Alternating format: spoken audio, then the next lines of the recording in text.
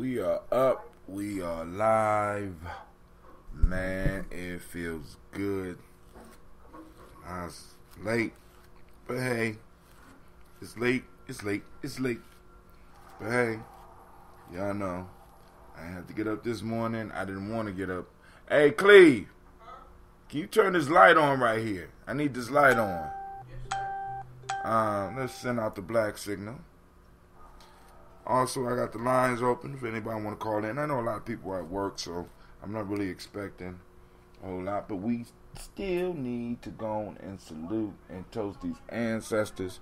And today I am going to try to drink 50 ounces in less than a minute. That's what I'm going to do. I've been working on it. It ain't been happening. It hasn't been working. So, I'm going to do the best that I can today. So we're going to do the start off of the song. But then, my messages, there you go. Empty data response. What the fuck does that mean?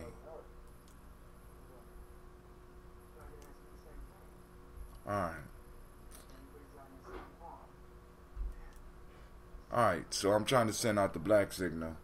And I'm getting your campaign. Okay, cool. My campaign was successfully created. Okay.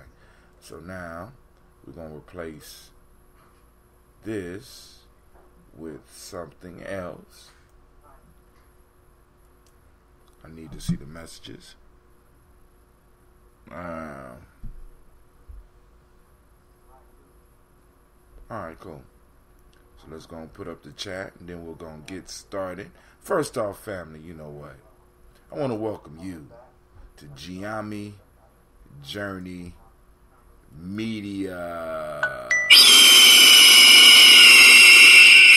Of course, you know, this is the Congregation of Mali, and of course, this is the Daily Toast. It's a Heart of a Simple production where we strive to do what? Blow up your old paradigm. Y'all know what it is. Grab your glass. Grab some water.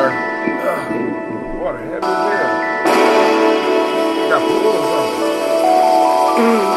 Mr. Diddy.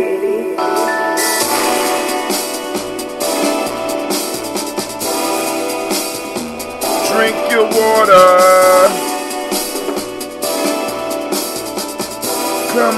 Come on, drink your water, but first, take your breath and drink some water.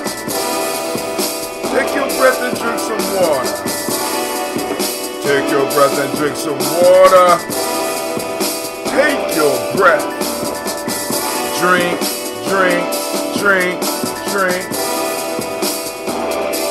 Or should we say, breathe, then drink. Now, grab your glass for that water. Get your bottle of that water. Crack the cap on that water. Lift and pour your water. Drink.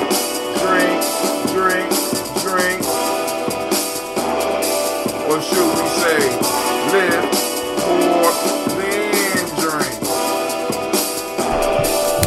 Now check it out. Now move your body and drink some water. Come on, stretch. Move your body and drink some water. Move those muscles, family. Move your body and drink some water. Just move your body. Drink.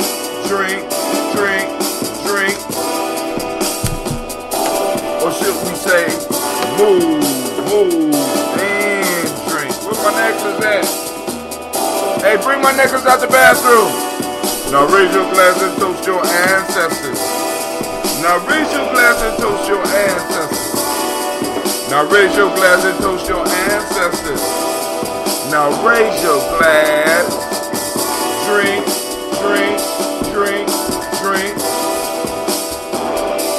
Or should we say, raise, toast, then.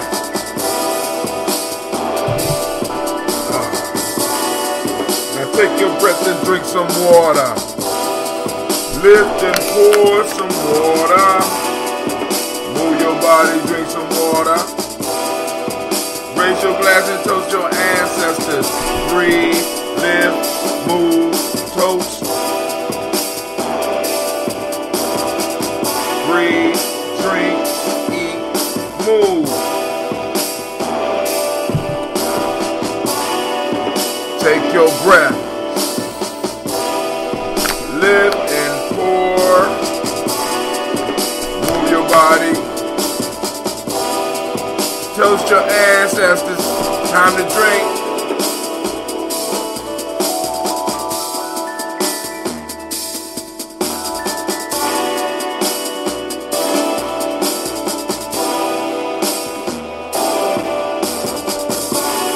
Shout out, brother Kwame.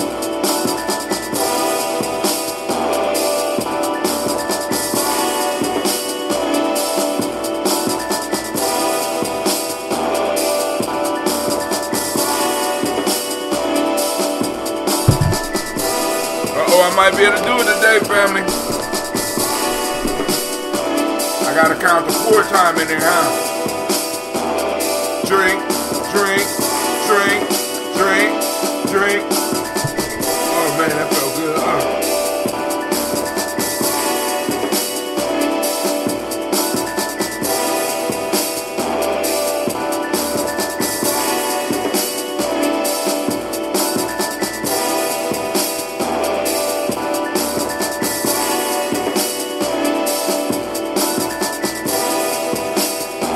Drink your water. Not quite. I was trying to get through it. But, yo, it is what it is. So, Kwame, unfortunately, they told me last night that we didn't have school, so I just slept in, man. When I get an opportunity to sleep in, that's what I'm going to do. But, yo, I do have the lines open.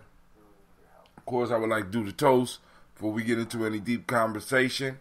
So first I got to knock the water out. I don't know what's going on in the news. I didn't check the news this morning. Anybody got any news they want to share, go and post it up on the timeline. Because I'm seeing messages come in.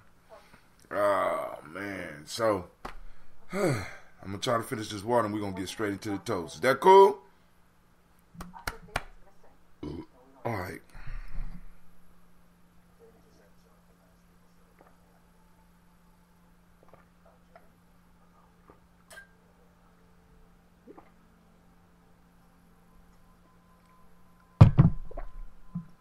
Man, that little jump in water was major, man. So let's go on.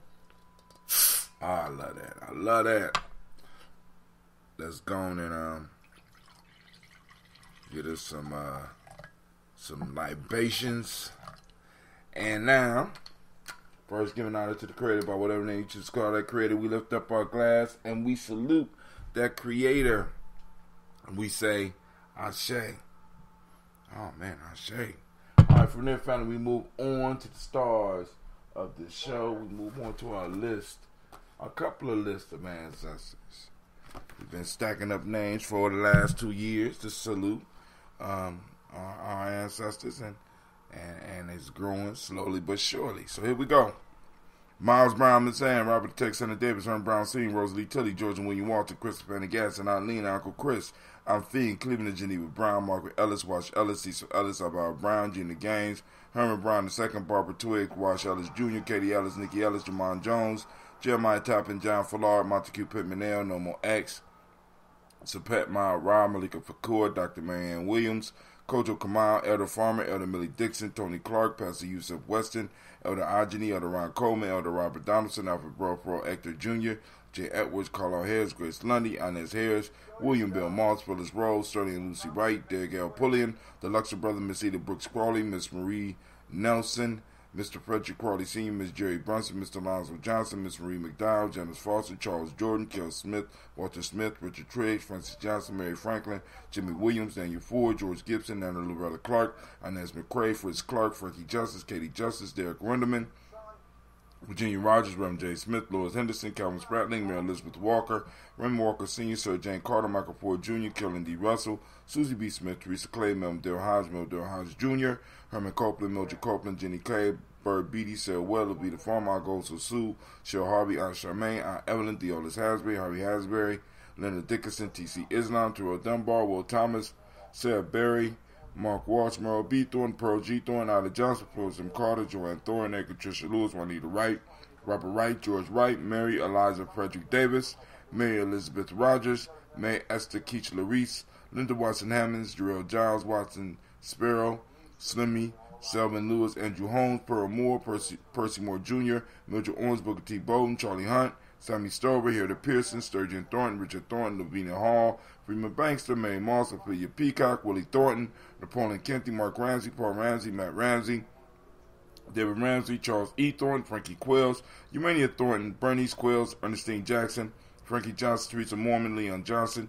Charles Bell, Vivian Ramsey, S.C. Johnson, Dorita Johnson, Leon Johnson, John W. West Sr., James Parham, Dana Jones, Henry World, James Farmer, Mary Chavez, Leon Grace, Bessie Johnson, Hattie Levester, Mary Moreland, Paul Moreland, Elder Caleb, Rosemary Martineer, Elder Amatep Wellman, Fred Douglas Triggs, Sr., Thelma Triggs, Thomas and Lula Berry, Lacey Eleanor Howe, Franklin Russell and Davis, Fred Douglas Triggs II, Bina Triggs, Reverend Eddie Moore, Helen Fuller, Eugene Jackson Sr., Richard Ellis, Silas Alexander, Charles Maxwell, Percy May Alexander, Arthur Reynolds, Stanley Lockhart, Ricky Lockhart, William Lockhart, Woodrow Lockhart, Brenda Porter, Deacon Hargrove, Carla Sawyer, Andrew Parker, Doris Donald, Ellis Murphy, D'Amico Russell, Dillamon Aries, Gina Ruth Jones, Jana Callahan, William Walter West, Nigella Perez, Elder Basiji Falani, Jim Robinson, Gladys Johnson, Valerie Clark, John or Mary Sullivan, Dirk Johnson, Antonio Johnson, Delise Waters, DeFridas Hines, Inez Bostic, Anna Bostic, Winifred Scantleberry, Wilson Hadley, Emma Hines, Phyllis Lee, Eugene Spratling, Calvin Spratling, Charles Wooden, Penny Brown, Roy Lee Printup Jr., Miriam Johnson, Wilbert Longmire, Edith Catney, Janice Carter, Michael Carter, Leon Pina Carter, Margaret Carter, William Carter, Lisa Jordan, Charles Lee Mosley, Dorothy R. Blair, Ransom Evans Sr., Sam Evans Sr., Naylon Blair Sr., Edward Stevens, Sue Ann Stevens, Joe Davis, Timothy Butler, Gene Holmes, Jana Jones, Peter Charles, Christy Nichols, Cardinal Robinson, Rosemary Charles, Ada Pearl, Bob Ingalls, Jack Wallace, Warren M. Finch, Warren P. Finch, Tim Ingalls, Audrey Finch, William Billingsley Jr., Jennifer Sensenbaugh, Hazel Gasson, Jerry Brantley, Brian Watson Jr., Kaniko Parsons, Jason Cathy, Bradford, Thomas Bradley, also known as Uncle Buki, also known as Gypsy, Reverend Roosevelt Word I, Stacy Trice, Frank Smith, Mother Bertha, Michael Leonard, David Brown, Ruth Carter, June Cox, Ruth Cox, Paula Cox, Ronald Irvin, Judy Hubbard, Irene Johnson,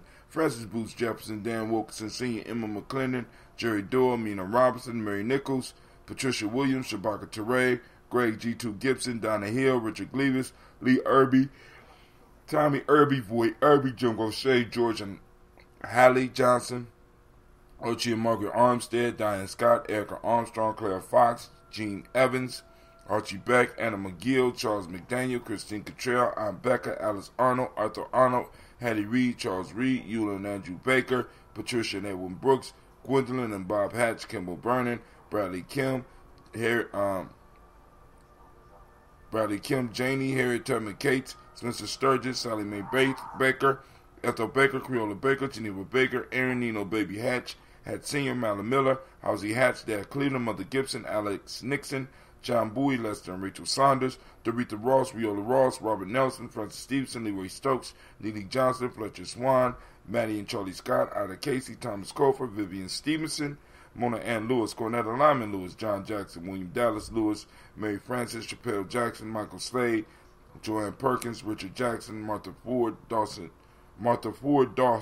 Big Mama Nanny Harris, Ebel Ford, James Harrison, Margaret Towns, Mary Williams, Leroy Q. Heath Sr., Albert Moore, Miss Vanilla, Albert Motley, Geraldine Elizabeth, Douglas Thompson, Erlington Houston, Led Alls, Elijah Alls, Jerome Alls, Henry West Staten, Joe Jamel Alls, Ann Pierce, Donald Carter, Lily Green, Nathan Green, Beth Vaughn, John Dewey, Ruth Beard, Tim Butler, Ramey Laura Newton, J.B. Foggy, Thomas Newton Sr., Barbara Naeem, Jeanette Sanders, Jerry C. Saunders, Roy Pruitt, H.J. Brantley Sr., Henry Wilson, Rufus Jenkins, Minnie Wilson, Catherine Sanders, Muriel Ellis, Elizabeth Sanders, Henrietta Irby, Mildred Armstead, Margaret Armstead, Catherine Anthony, Ruby Brown, Charles Walker Sr., Charlie Walker, Cecil Russell, Diane Urban, Haroon Phillips, William Ford, Margaret Logan, Phyllis Barnett, Lee Urban Sr., Michael Urban, Ozella Watson, Hugo Watson, John Caldwell Sr., Robbie Lee Caldwell, Nevaeh Mitchell, Ron McCormick Sr., Sabrina Easley, Rashawn Easley, Javea McCormick, Barbara Ann Reed, Dorothy Ann Reed, John Reed, Shekhar Mahan Reed Jr., John Reed Jr., Patricia Reed, Edward R. Benson, Edward R. Benson Sr., Ethel H. McNair, Lois Fernandez, Jacqueline Broadus, Reginald Oliver, Mazarine Cooper, George Swan, Edmonia Grayson, Charles Scott, Charles H. Scott, Michael Morgan, Charlene Morgan, Sybil Edwards McNabb, Annie Ferguson, William Ferguson, Shelby McClendon, great Kujichagulia to you as well, Brother Kwame. All right, family, we lift up our, oh, my fault. Ooh, almost did something. All right, we also lift up our glass to Joella Giles, James Carswell, Liberta Adams, also known as Aunt Sis, Elder Shaka McNair, and Anthony Brown. Lift up our glass, and we say Ashe. From there, family, where do we go? From there, we go to the present moment. Right now, we are on Kujichagulia, my favorite day of the week. This is me and Gina's day. Me, Gina, Navita, Tiandra. Here we go. So we raise up our glass for today. And today we are on Kujichagulia. For those that don't speak the language, that's self-determination. Is justice. The Maitic principle is justice. Indigo. Let's see.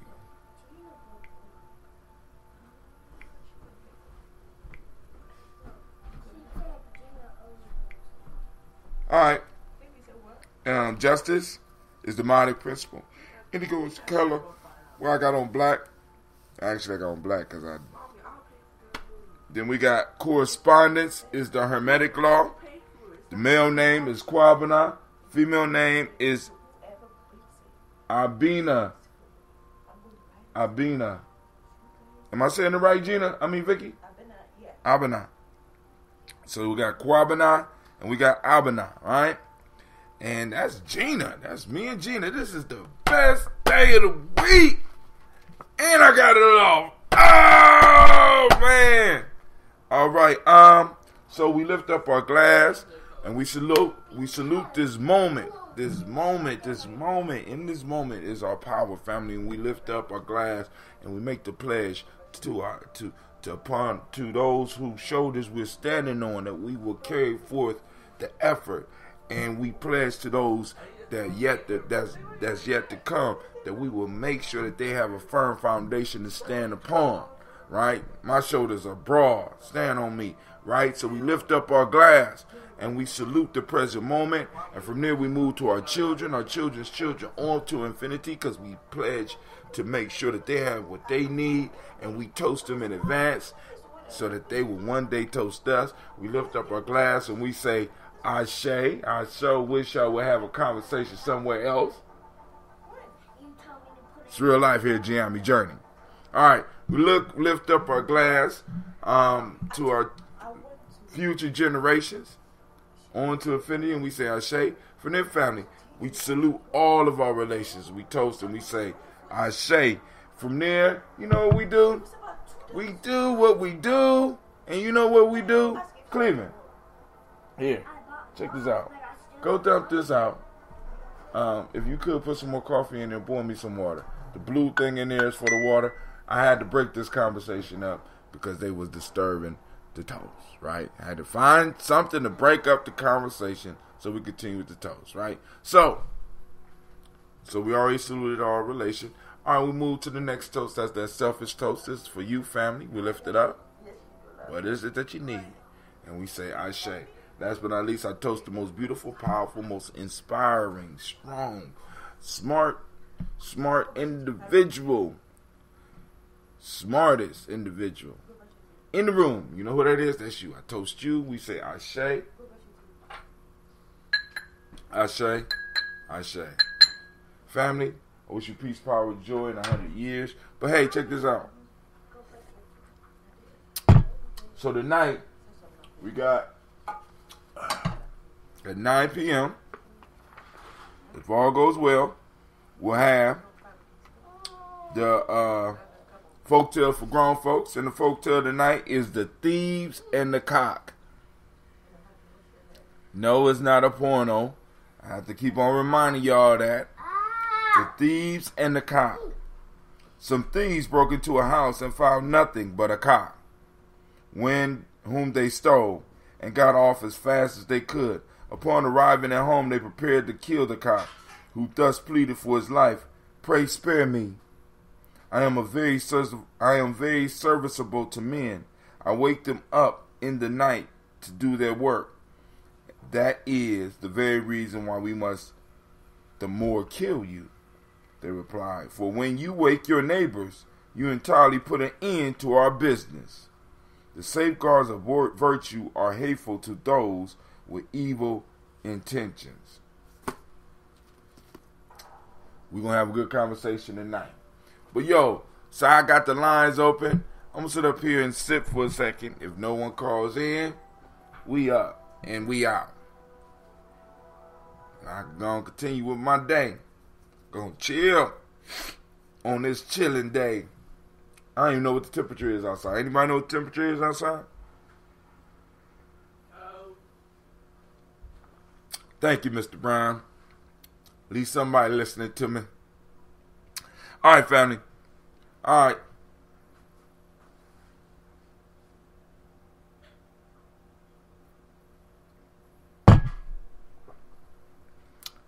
All right, so once again, let's say this.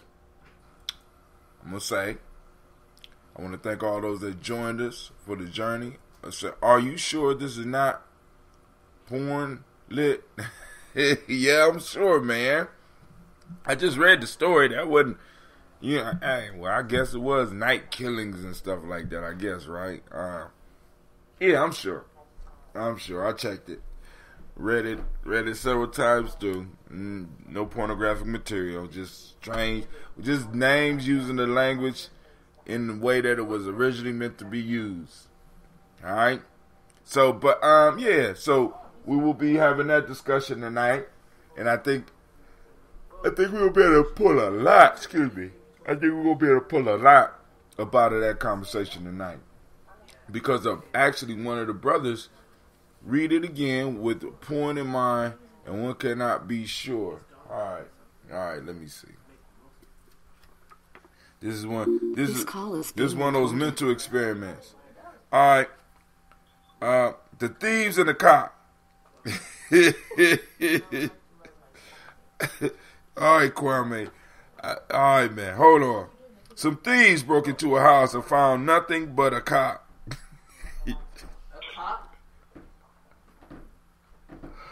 What is so funny? Whom they stole and got off as fast as they. What's so funny? Upon arriving at a home, they prepared to kill the cock, who thus pleaded for his life. Pray spare me. I am very serviceable to men. I wake them up in the night to their work. That is the very reason why we must the more kill you, they replied. For when you wake your neighbors, you entirely put an end to our business. The safeguards of virtue are hateful to those with evil intentions. Well, Kwame, you gotta, you said double entendre, right? Man, all right, somebody on the line. Who that on the line? Lady J. Why you ain't at work? It's a snow day. Ain't that a wonderful thing? I didn't even expect it. My kids got school though. Why your kids got school? Because a district didn't close. They're not Columbus Public? No.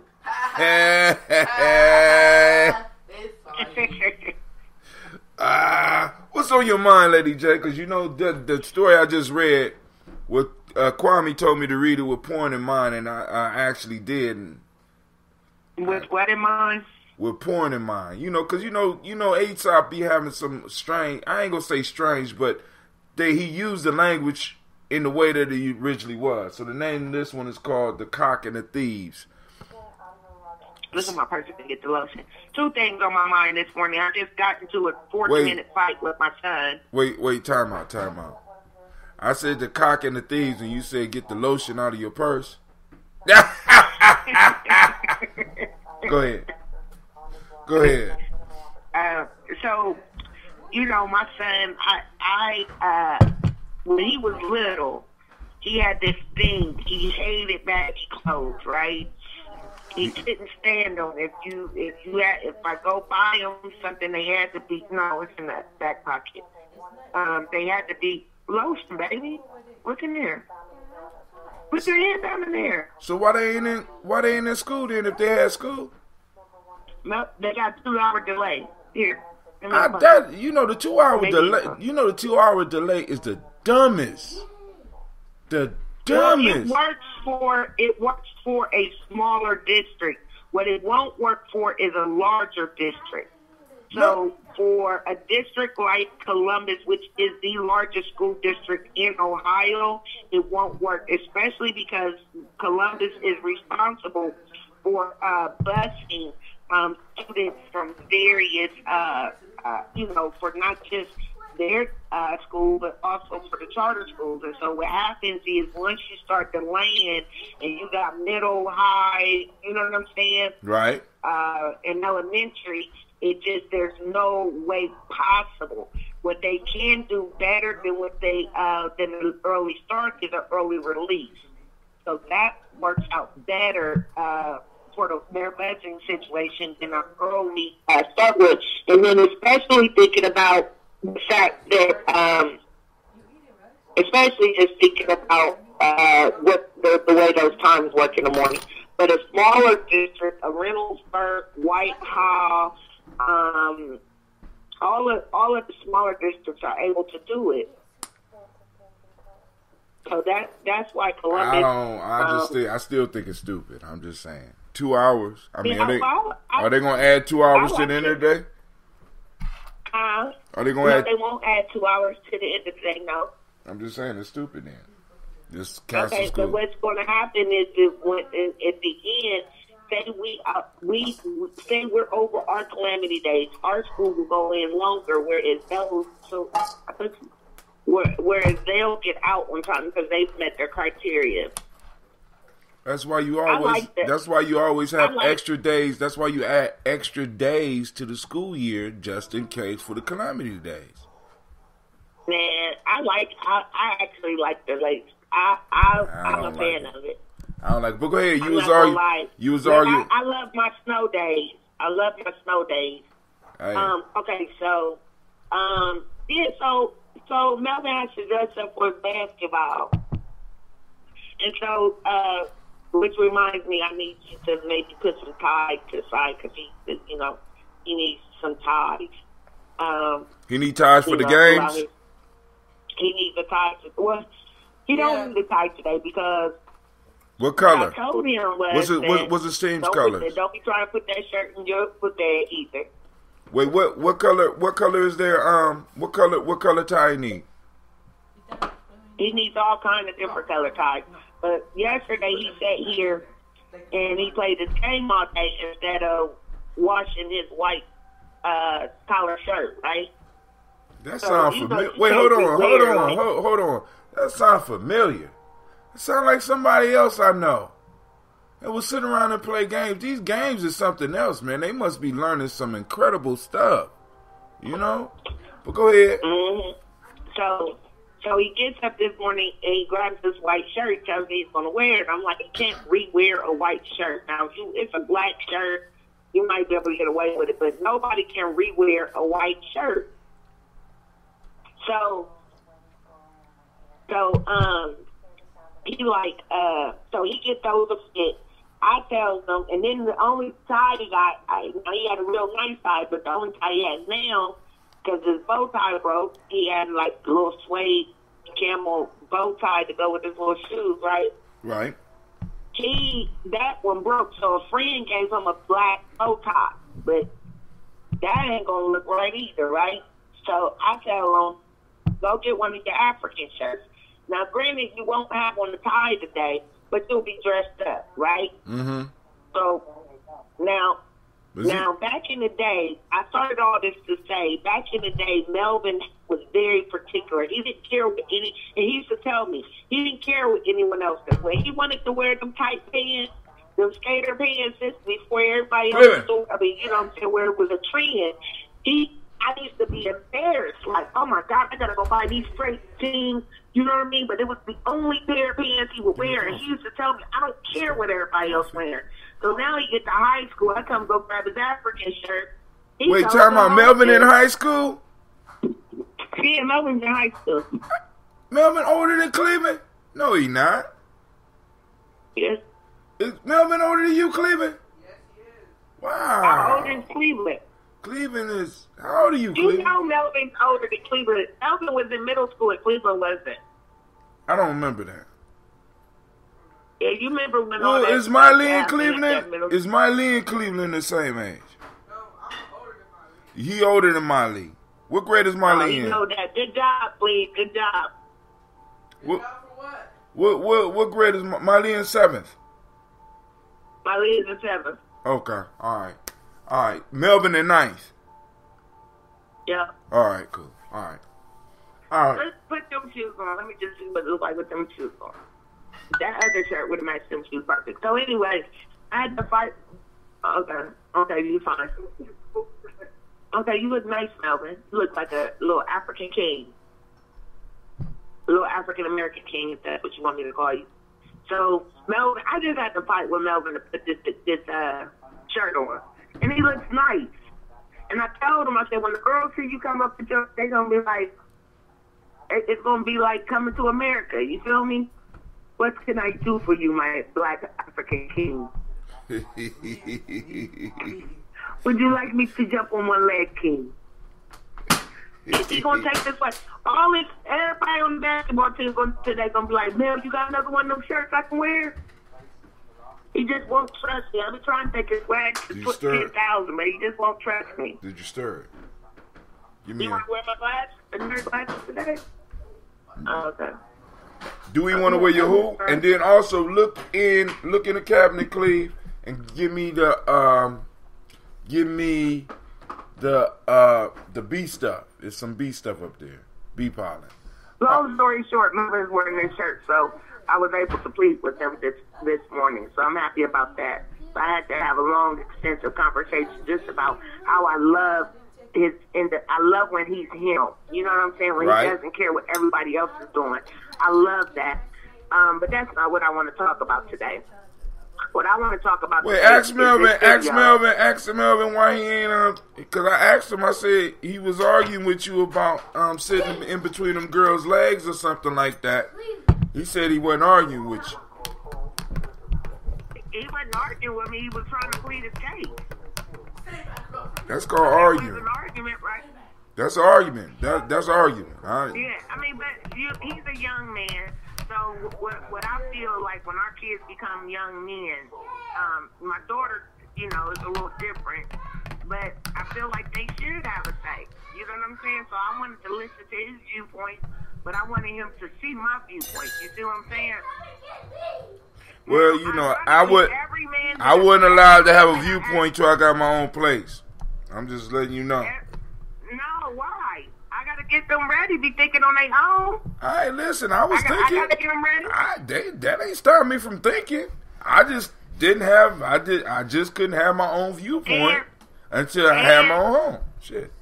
And I like that. I like to have my kids work on their. I'm gonna give you an example. I like to have them work on delivering their message in a way that is receivable, right? So it's not. That's. I don't mind that part. I'm just telling you, I was raised. I was raised multi-generationally. I lived with my mother for a little while, and I finished up. I did my finishing school with Geneva and Cleveland Brown. Why you roll it up like that though? That's the elders, huh? That's the elders. Ask him, he be wearing my coach hat. I'm trying to figure out why he roll it up like this, but let him roll it. I mean, you just got them talking about you like him being free. Let him go and be free. He is. He's gonna be free right in this shirt. What school he go to? I might want to pop up on him. Cause I already Whitehall High School. You might want to be getting fly up there or something. You know what I'm saying? I mean, he looks nice though. He looks very nice.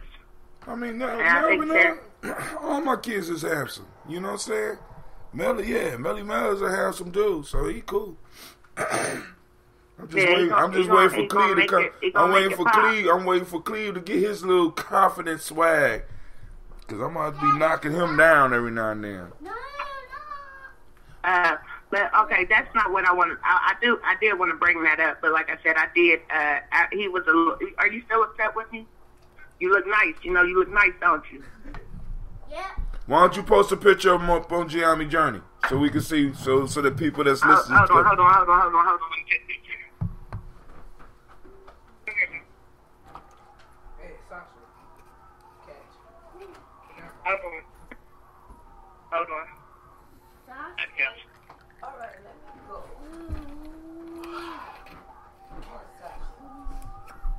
Who wrote this? Sasha too. I wrote that. That was for your tooth when it broke. I got the picture. I'll post it. Cool. Okay, but that's not what I want to talk about today. What I want to talk about are the things that we do that are counterproductive to our movement as a people. What? None. I mean, you said that one. I'm just laughing because I can think of so much, like me pouring this coffee. So counterproductive. We got to start the car. Oh, shoot. So you taking him to school? Yeah, today. Yeah, he always get a ride to school. His school is over 2 miles away. So why you don't catch the bus? They don't got a bus? No, they don't get no bus. Why? Because You putting on your big coat too, right? Well, hold on. Okay. So the rules for Whitehall is different? Yeah, high schoolers don't get no bus. Oh. Man, he need to walk. I'm trying to tell him that make him a great basketball player, man. That running in that car. No, he don't walk. He don't walk to school. That running to school, nah, you don't walk on this. The neighbor, he walks to the next street, and the neighbor takes him. But she had to work today. I mean, she's probably already at work, so I'll take the boys today since I'm off. Okay, but go ahead. Give me some examples of these counterproductive behaviors that I'm not familiar with. You're familiar with them. This whole Facebook thing is getting out of hand. This whole posting and stuff. Did you hear the story about the Columbus woman in Atlanta who's raped on her live? What? Yeah. So yesterday a video was released, and it was being shopped around in people's inboxes of a woman being raped. This woman is at this. She's having a birthday. She travels to Atlanta. She's from Columbus. She travels to Atlanta for her birthday, right? Uh-huh. So she goes on live. You can see her first post. She's having a good time, right? Then there's a time lapse. The first post she goes on, you can see this black man standing behind her. Post comes back up. You can see now she's heavily drunk, as if something was slipped into her cup, right? So who's holding the camera for the live? Wait. Who's holding the camera for the live? It appears that she's holding the camera. It appears that it's her phone. Wait, stop. Lady J, listen. Now, I already know. So he's on the live. She's on the live. The motherfucker that raped her didn't know that she was on the live. He didn't care, and neither did no one else at the club. Wait, being raped in public. Wait, she got raped in a public space, doing a live on Facebook. Doing a live on Facebook, people are commenting, but even worse, people who there. You can see another. You can hear her calling for help. You can see her crying, begging, and it appears that another man is like holding her shoulder down. You can see that the man has pulled her shirt all the way down, so you can see parts of her breast. That sometimes in a video you can see that he's basically stripped her down in the club, and he is aggressively humping her. And she's still holding the camera? She's able to hold the camera? And so the camera is, she's still holding her phone. And what I think it is that she was on the live. It starts and she's holding her phone. So it's not like it's the best video, but you can see what's going on here. But now, but the dudes was able to keep their face up out the live? No, you can see his face. Now, the video that I seen, and I hate to admit that I've seen this video. I haven't seen it. I don't want to see it. Huh? I haven't seen it, and I'm not interested in seeing some stupid shit like that. So yeah. So the thing is, somebody comes into my job.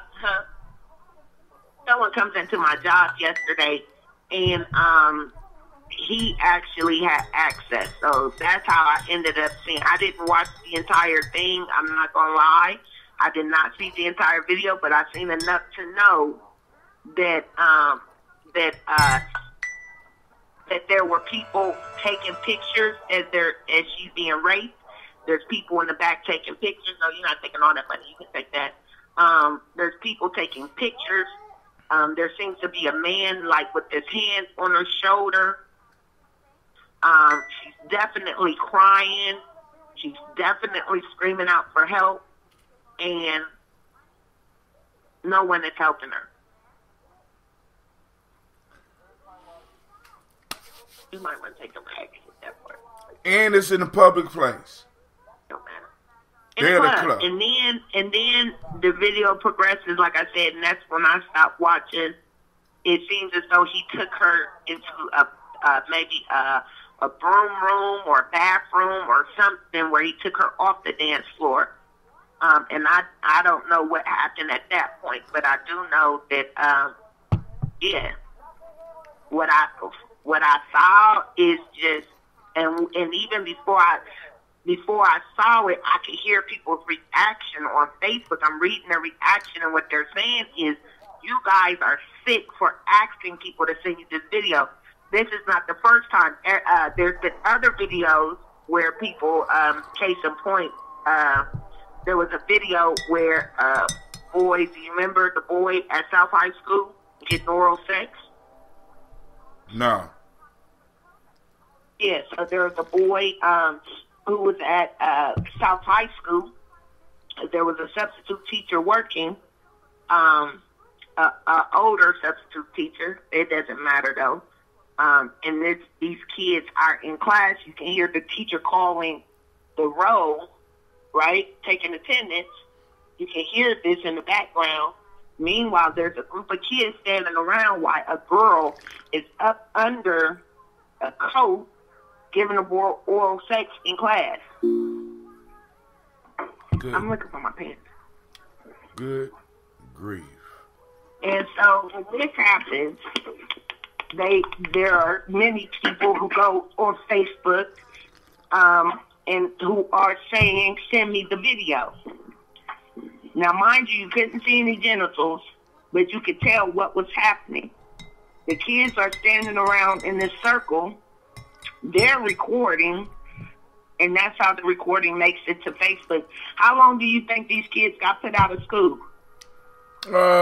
Probably about a week. Exactly. So, probably about a week.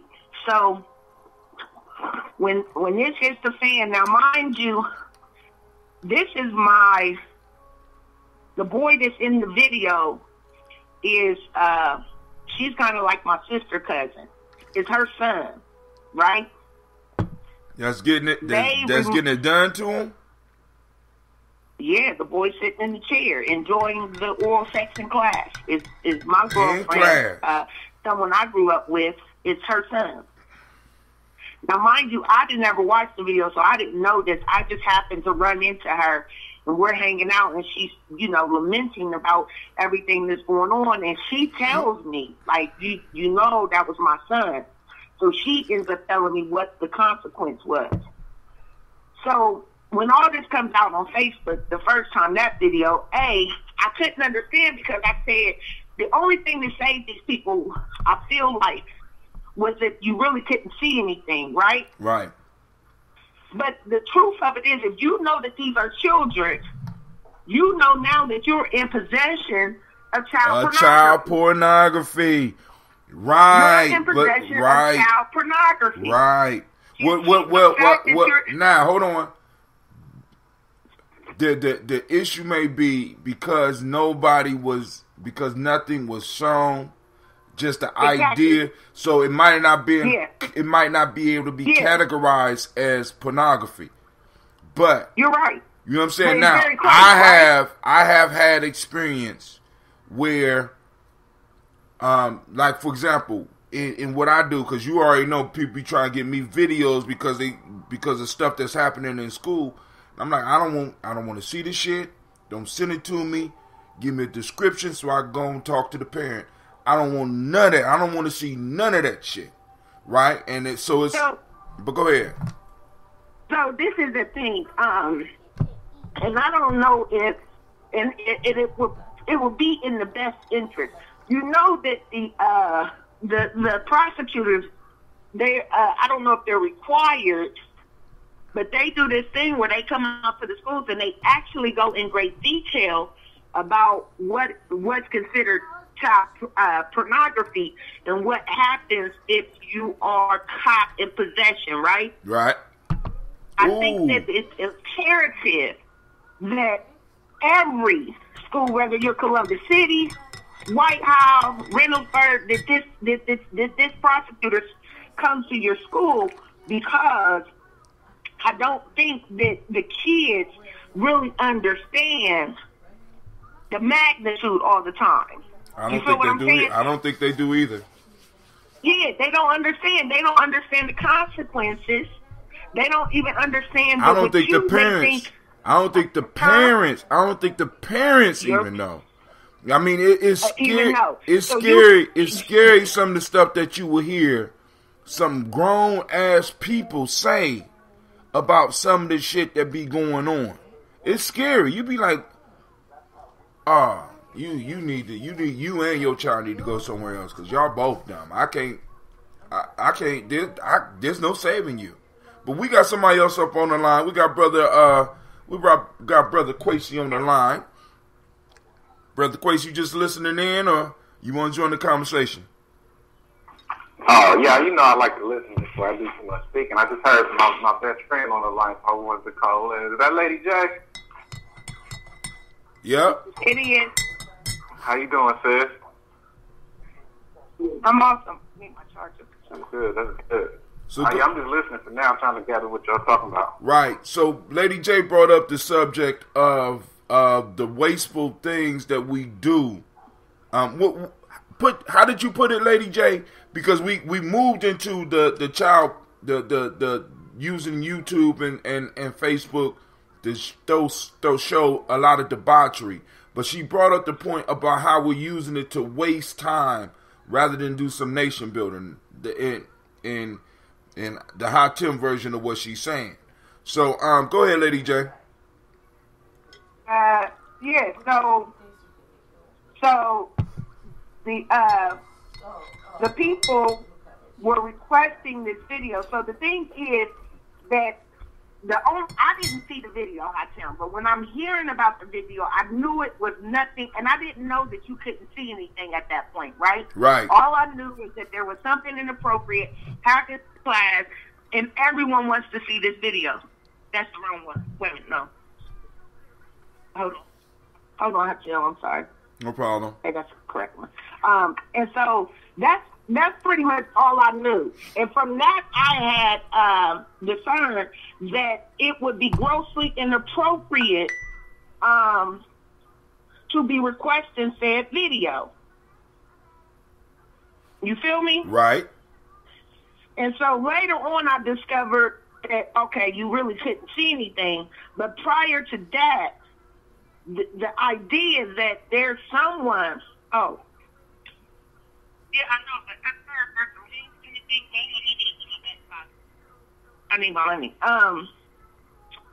that it would be possession of porn, right?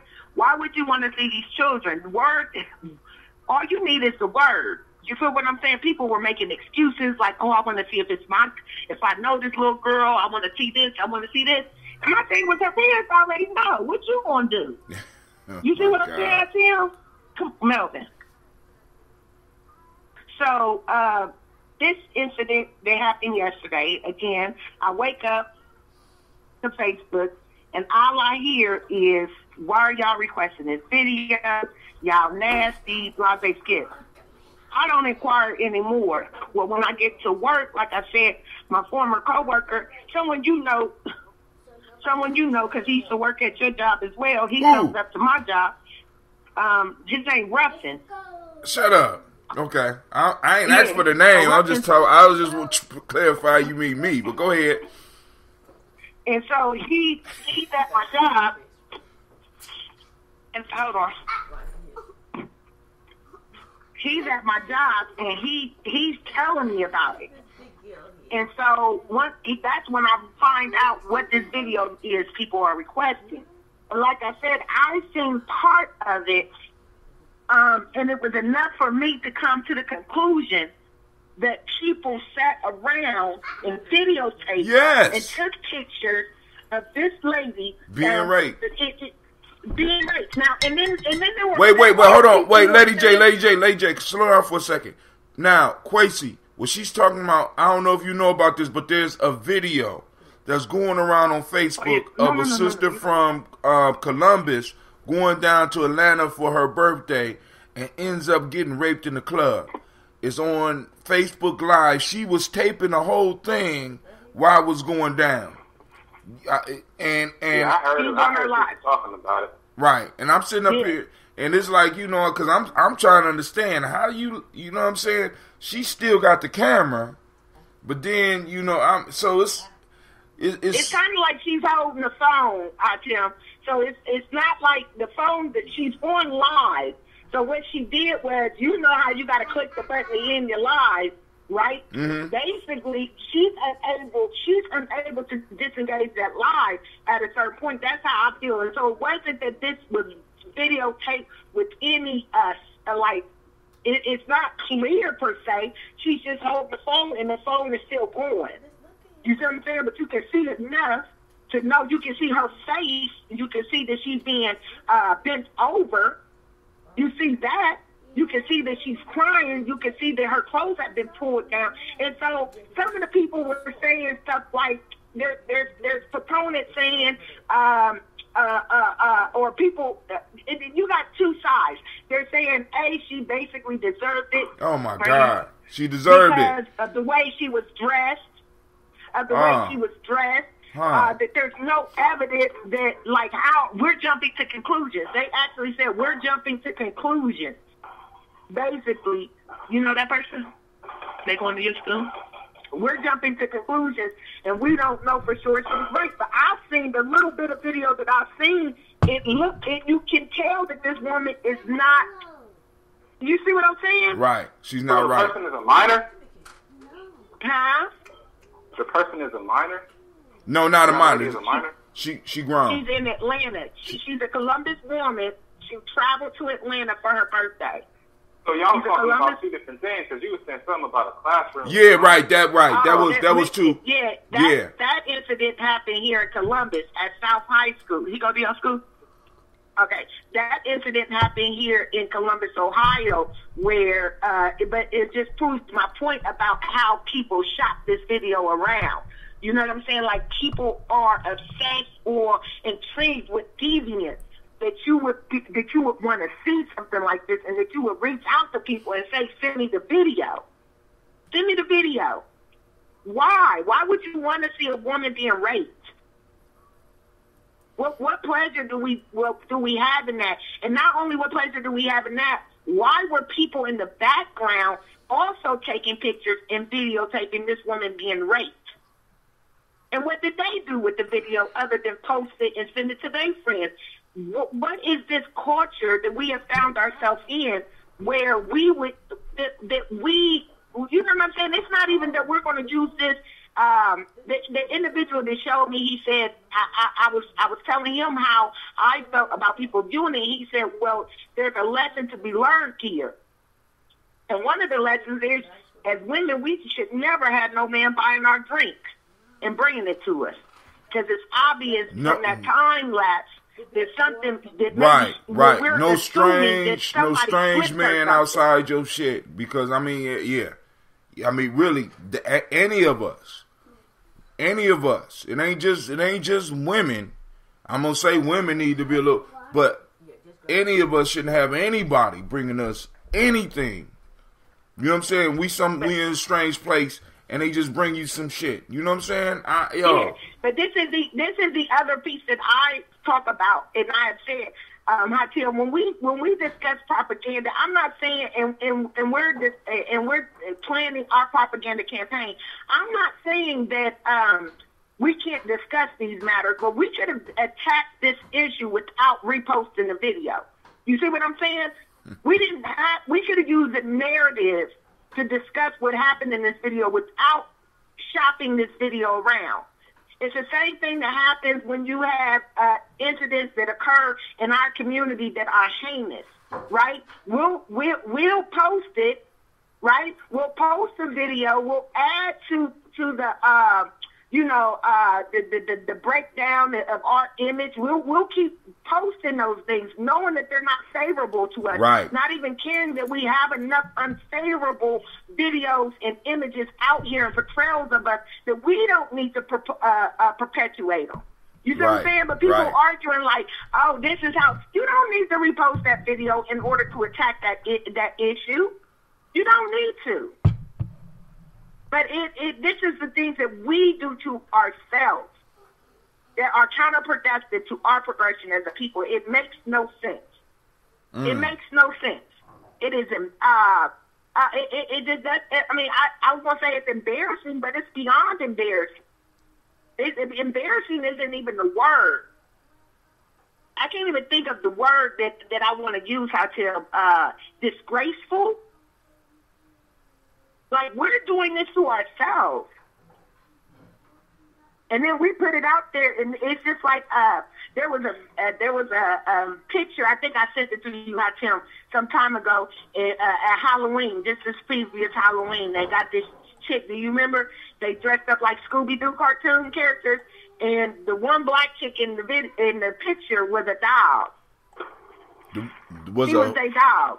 It was a dog. She dog. on the leash and everything. She was a dog. Do you remember that? No. Okay. I know I still have the picture in my phone. I wouldn't dare post it to Facebook, but like I told you before, I want to know how do we start the conversation, about this stuff. But people kept promoting that picture. And so one guy, he posted the picture, and I asked him to take it down. And he wanted to know why, because he had a nice, sweet little narrative with it. I said, well, once you put it out into the universe, once you put it out into the universe, what happens, anybody can take that image and put any caption with it that they want. And I showed him an example of what I meant. I don't think, like I said, our biggest problem, and Dr. Umar Johnson talks about this on various videos, I think is the fact that we don't understand propaganda. That we don't understand how we can use it as a tool to fight back our oppressors, to lift ourselves up. We can use it for a tool, but instead we would use it for our demise. Our demise. Now, let me say this, because all of us don't need to understand the power of propaganda, and I think all of us do need to understand. No, because that would mean that because in the same argument, all of us need to know advanced math, and all of us need to know advanced dancing, and all of us need to know martial arts, and all. No. You need. All of us need to know the propaganda. I don't think you understand what I'm trying to say. Well, I see because Go ahead. We have access to social. When you have a social platform, it comes with responsibility. It's just like driving a vehicle. And a lot of people don't respect the responsibility that come with driving that vehicle. You know what I'm saying? What I'm saying is we need to have people that are strictly focused on the propaganda piece, that master. And you can teach people the basics, but it's like certain people. How can I put it? Certain people need to master the use of this social media piece. That's what I'm talking about, because I agree that certain people need to master it, but I'm also saying that there needs to be posts like and I would do this years ago. There needs to be posts explaining how images, what happens when an image is liked, what happens when an image is shared, what happens when you comment on the image. And so, for example, if I see something like, say, for example, I seen this video that I'm referring to, and I went on there and I said, oh my God, this is so sad, this is horrible. I just promoted the image. People will be like, well, I didn't share the image, but as soon as you commented on the image, you shared the add image. to the algorithm. Now, and a lot of people don't understand that now. But Lady J, the only thing that's stopping us from having that campaign is us, because we got more than enough people. We got more than enough people with just Gye-Nyame right now to really start educating people about social media and about your responses to shit, and how some stuff don't need a response, because when you, in any form or fashion, when you respond to it, you spread the virus. Not only do you have enough people in Gye-Nyame Journey, you have an entire school building with middle school kids. This is something that I would use. That's a whole different thing, because like with middle school kids and young people, they still exploring the ratchet. That's the and I understand that. Right. And nothing So stops me from looking at the ratchet. Nothing stops me from looking at a video of people fighting in Hatem, but I just have enough sense to know not to like it, comment, or share it. And once and all I'm saying is the information has to be put out there, because it's not. People don't understand that, Hatem. It's very simple.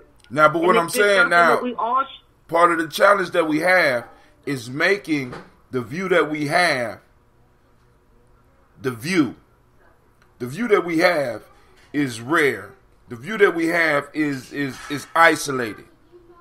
So I'll go to a young person and express the view, and out of every 10 that I talk to about this view, I will get one, because the other views are winning because they have their social.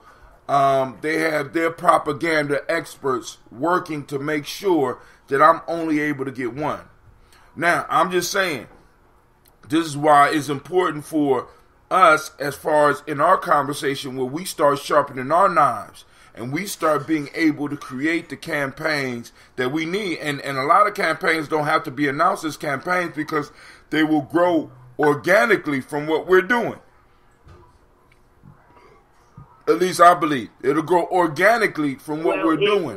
When I say a propaganda campaign, Hatem, what I'm saying is even when you have your group of individuals who will work to make these memes, who will work to make these posts to be shared, they will be shared publicly. Wait a minute. Shared just like the rest of this stuff is shared. Right. Because right. You have to get it out. You have to get it out to the masses. You can't. It's not going to work. Just like you said, within the group, we like-minded.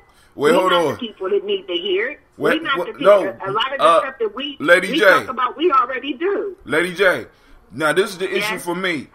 I mean, because this where me and your philosophy start running into problems, right?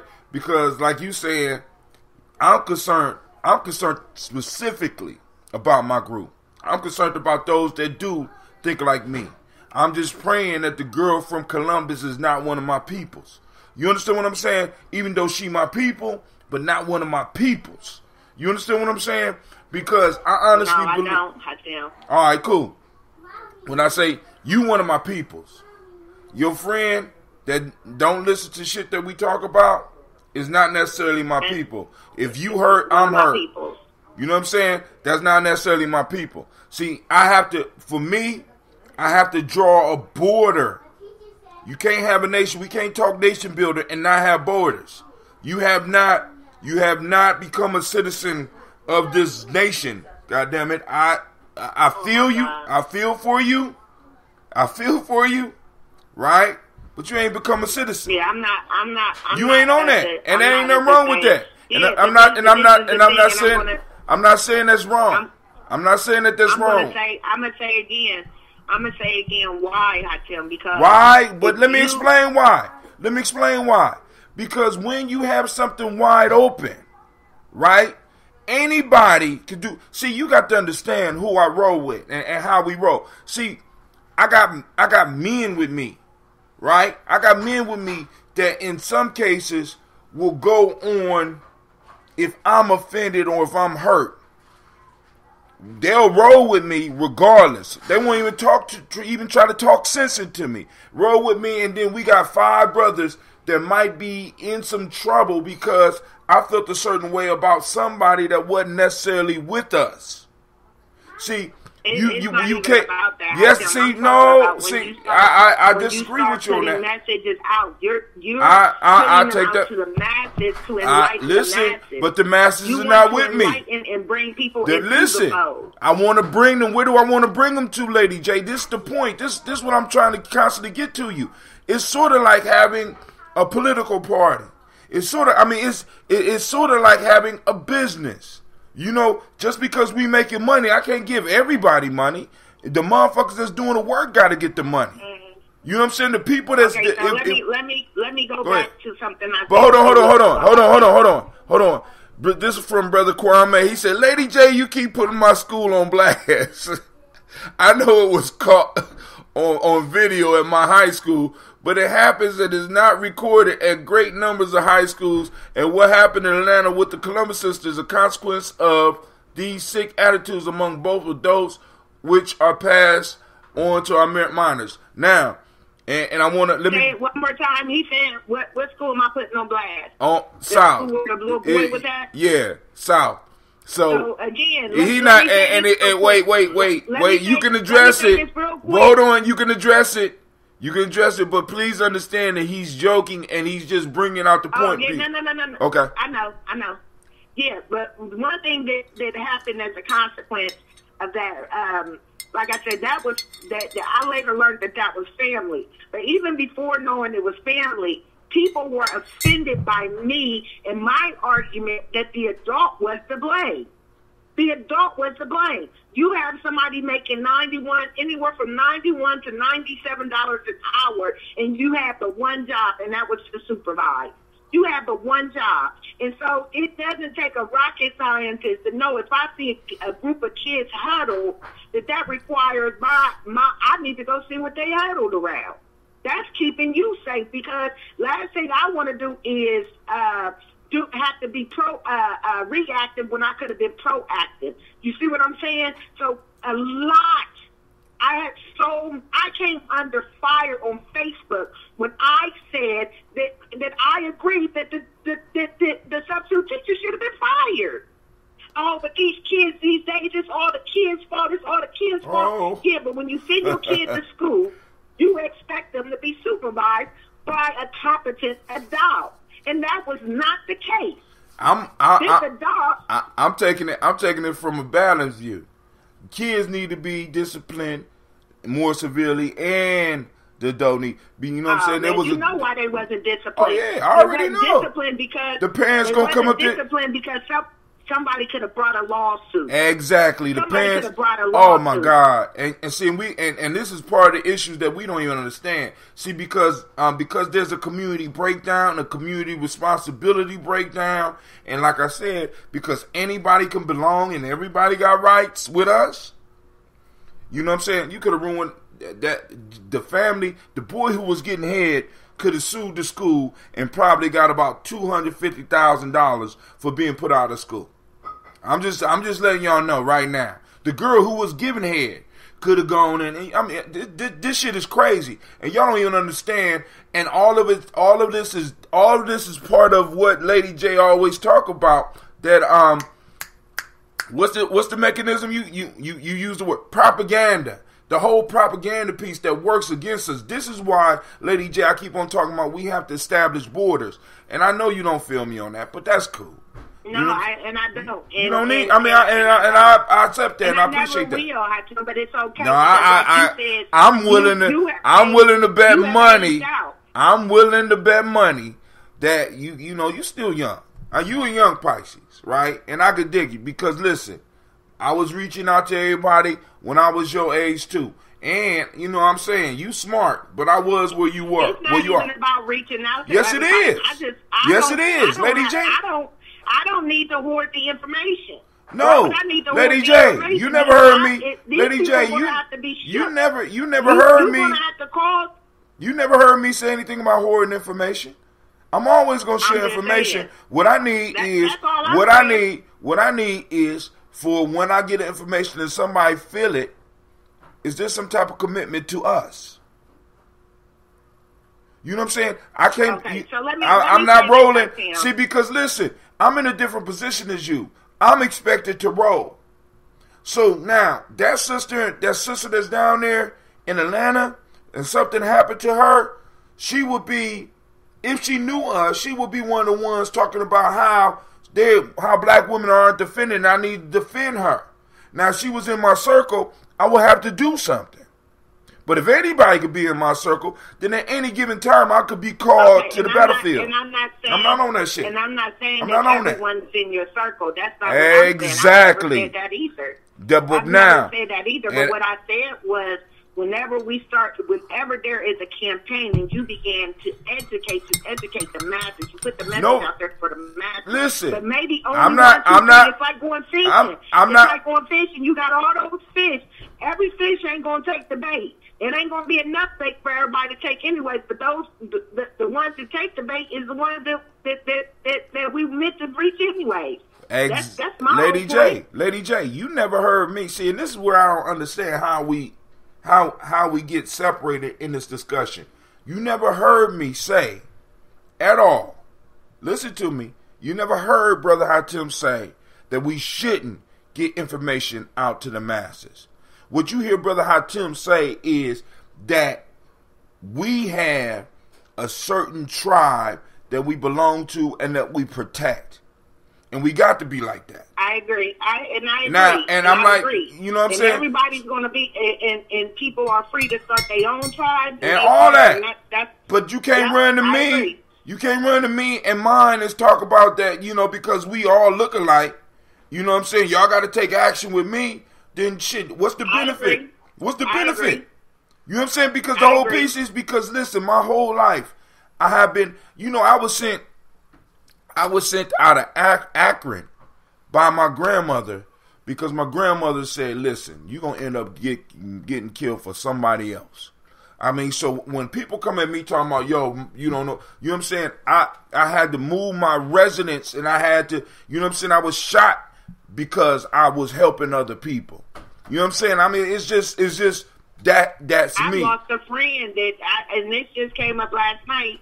I lost a friend who went to help a friend, a very good young man that my family grew up with. That was a part, our families were friends coming up. He went to help a friend and he was shot and murdered. And that's not the only incident. I have been out helping people. I tell this story all the time. Right. It's so many stories I could tell. But one time I'm at the corner store, right, Weber and Cleveland Avenue. And there's this man in there. He got this long trench coat on. He looks to be homeless. He's a black man. So the people that work at the store, now mind you, I just walked in and got into the line. And they're cursing this thing, they're accusing him of stealing. And so I immediately rushed to the man's defense. And the minute I open my mouth and start arguing for this man, he opens his coat. And inside his coat is everything from the wallpaper to the tile. He has stole everything. I got kicked out too. One time I went to help a woman who I thought was being beat by a man at another corner store on Hudson. Hudson Market. I never forget that day. My kid's father told me, Janelle, mind your business. Just mind your business. I said, no, that's not right. This man is going to fight this woman. I go in the store. I said, please call 911. There's a man outside about to fight this woman. They look at me like I'm going to mind my business. So I walk out. By this time, the man is beating the woman up. I yell, you can't do that. You leave her alone. Stop fighting. I'm trying to break up the fight. Come to find out, it wasn't a man at all. It was a woman who looked like a man. So then I had to walk to my car and tell him, carry on. Right? Stop always. I even helped a murderer one day. A man murdered this woman on the west side. I saw him. He looked lost. I said, sir, are you lost? He said, yes. Can I use your phone? I said, of course you can. I gave him my phone. I gave him the phone. He called somebody. They pulled up, gave him a ride. And don't you know, 2 minutes later, the squad was knocking at my foster father's door because that man had murdered a woman and was on the run. They had to search the house and everything. So I have a habit of helping people that don't need no help at all. Because you me. Because you me. What? Because you me. Yeah, I do. I got that. I be saying, that's that Pisces. And I'm like, yo, I already know that. And this is why I'm talking about, you know what I'm saying? Because for me, I have to limit, or I'm going to try to help and save the world while mine is drowning. No. Lady J, you a Pisces? Huh? Lady J is a Pisces. I told you, yeah. Lady J is a Pisces. Lady J is a female me in my late 30s. You know what I'm saying? I already know that shit. I be listening to a conversation. I did this shit, and it's like I got to, and it wasn't until I start entering my 40s where I start really getting into this whole late 30s, getting into this tribe thing. Like boom, because I had to start isolating because I'm putting my life on the line for people that would do nothing but wear a T-shirt for me for about a week, and then they'd be gone. So wisdom be left out here by his goddamn self. I'm helping all these people, and there is no benefit towards the group and the stuff that I'm building. These motherfuckers will go out here and fuck up their own lives. And I'm like, we have a responsibility when we talking about nation building, about making sure that we are helping those that are following within the line of struggle that we're following. And yes, we need to get the information out to many as people as possible. But we can't run to everybody's aid because everybody ain't running to our aid. Because I know along with this, with the stories you telling me, Lady J, you have had examples where you have stepped up to help people and was out there by your goddamn self. As a matter of fact, the individual. Hold on. Let me finish the description. I'm gonna finish the description for you. Well, you stepped out boldly to help somebody, and not only did the motherfucker that you stepped up against the person, you know what I'm saying, to protect the person from jumped on you, but the motherfucker that you was trying, or fatherfucker that you was trying to help. Silent of the lamb. Not only silent, no, but listen, maybe you ain't running to this one yet, where the motherfucker that you was trying to help start helping the motherfucker that you was trying to defend them against. Oh, I have. Then you, baby, that's your call to try. That's your call. Yes. That's your call to try. This is the thing. Okay, but this is the thing again. When I think about nation building, I think of networking, right? And I think that there are many different positions within that people are going to do. You know, it's like your, I don't know I can't think of what they call it, but it's basically like an infrastructure, or you're building an infrastructure. So different people are going to have different things that they do, and there's going to be different kind of objectives. There's going to be different responsibilities for different people in that network. And so, like, if I were to give myself a title as to where I see myself in this nation building scheme of things, I would want to call myself like the minister of propaganda, right? The minister of propaganda. My whole sole responsibility, or what I feel like I'm bringing to the table, is this idea of getting the images out there which will be shared and promoted. right? Getting the messages out there to the masses, the cause, the waves. Because when I talk about we're in the midst of the Great Awakening, I'm talking about a great wave that lingers out. That starts at the core, at the home, in my community, but also it waves out, right? It waves out and it touches other people, and so it causes that ripple, and that's what I want. That's what I want to be a part of. I want to be a part of just putting it out there. You know what that's called? People can share it, and it gets it reaches the most people possible. Now, Lady J, I've been toying with this, and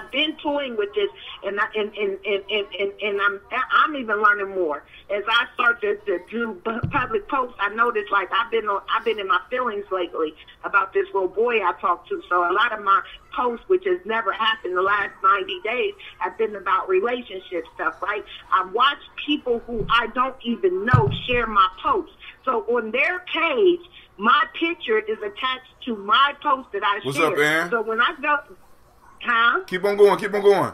I just said what's up to somebody. Yeah. Okay. So I'm starting to understand and see this, see it that so Facebook is always changing, right? But I've been experiencing with this, what's it called? I've been experimenting with this, so I see it.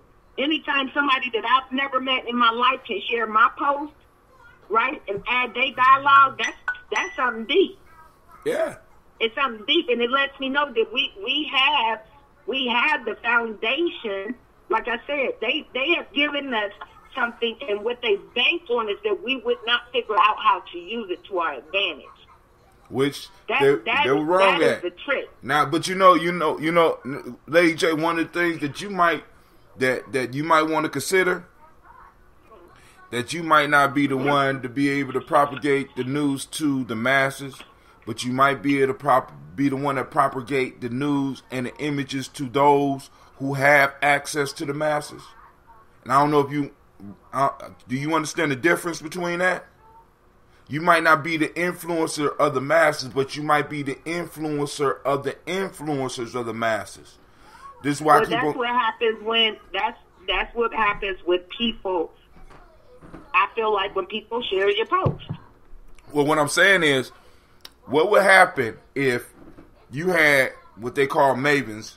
You had 10 mavens that were influenced by you. You might not be able to do what they do because there are certain people who have that je ne sais quoi. You know what I'm saying? That a lot of us in the movement don't have. We have it amongst people that wakes up. You're right. You know what I'm saying? That is what happens by default, Hakeem. With what? What you mean by default? Because that shit don't happen by default. That's what happens by default. So I know that there are, and I'm just, again, speaking on a micro scale. I know that I have people on my, who follow me, or who are friends with me, that have their own following, right? And their following may be bigger than mine because really, and I'm just speaking about my Facebook, not my Instagram, but my Facebook is mostly people whom I know. You know what I'm saying? Right. People who I've worked with, people who I went to school with. But there are other people who will accept and befriend anyone, so their platform looks a little different from mine. Their influence is a little different from mine. But again, when these people are sharing my post with their followers, and then they end up sharing the post too, it causes that ripple. But again, what you said initially or earlier in the conversation about having a team of individuals, because I don't like my boy Deshaun. He's good with graphics. He makes the graphics. I have to have someone like that on my team. You see what I'm saying? I can come up with it. We could it play around with it, but you got to have somebody who actually makes the graphics. You have to have someone who has printing press, right? Have you a who? To have someone who's a printing press. No. Print up. A printing press? You talking about like actual paper? Yeah. Why not? Oh my God. Why not? Lady J, come on, baby. You so Why not? 19. You was born 20 years too late. God damn it. Come on now. Why not? We in the No, I'm gonna tell you. I'm gonna tell you why. I'm gonna tell you why. Because on Mario Brothers, when you attack the monster, you attack with every weapon you had. You jumped. You used your firepower. You used everything you had. I'm not gonna limit myself to one avenue. What you mean one avenue? When you digitize, hold on. When you digitize, you give people hold on. When you digitize, listen to me. When you digitize, you give people access to be able to share the information in the way that they want.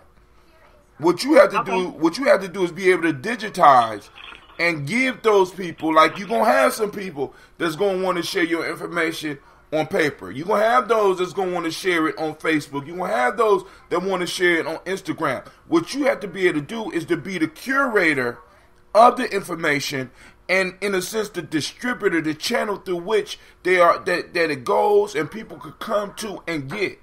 This is why I've been talking about a Gye-Nyame Journey newsletter, because and I'm not talking about printing it up, because when you print it up, what happens is that you limit yourself, because most of us don't have a budget for the paper that we produce, or we're going to be stealing from other people. But guess who does? Who? Guess who has a budget? Who? The people who, that's their damn job.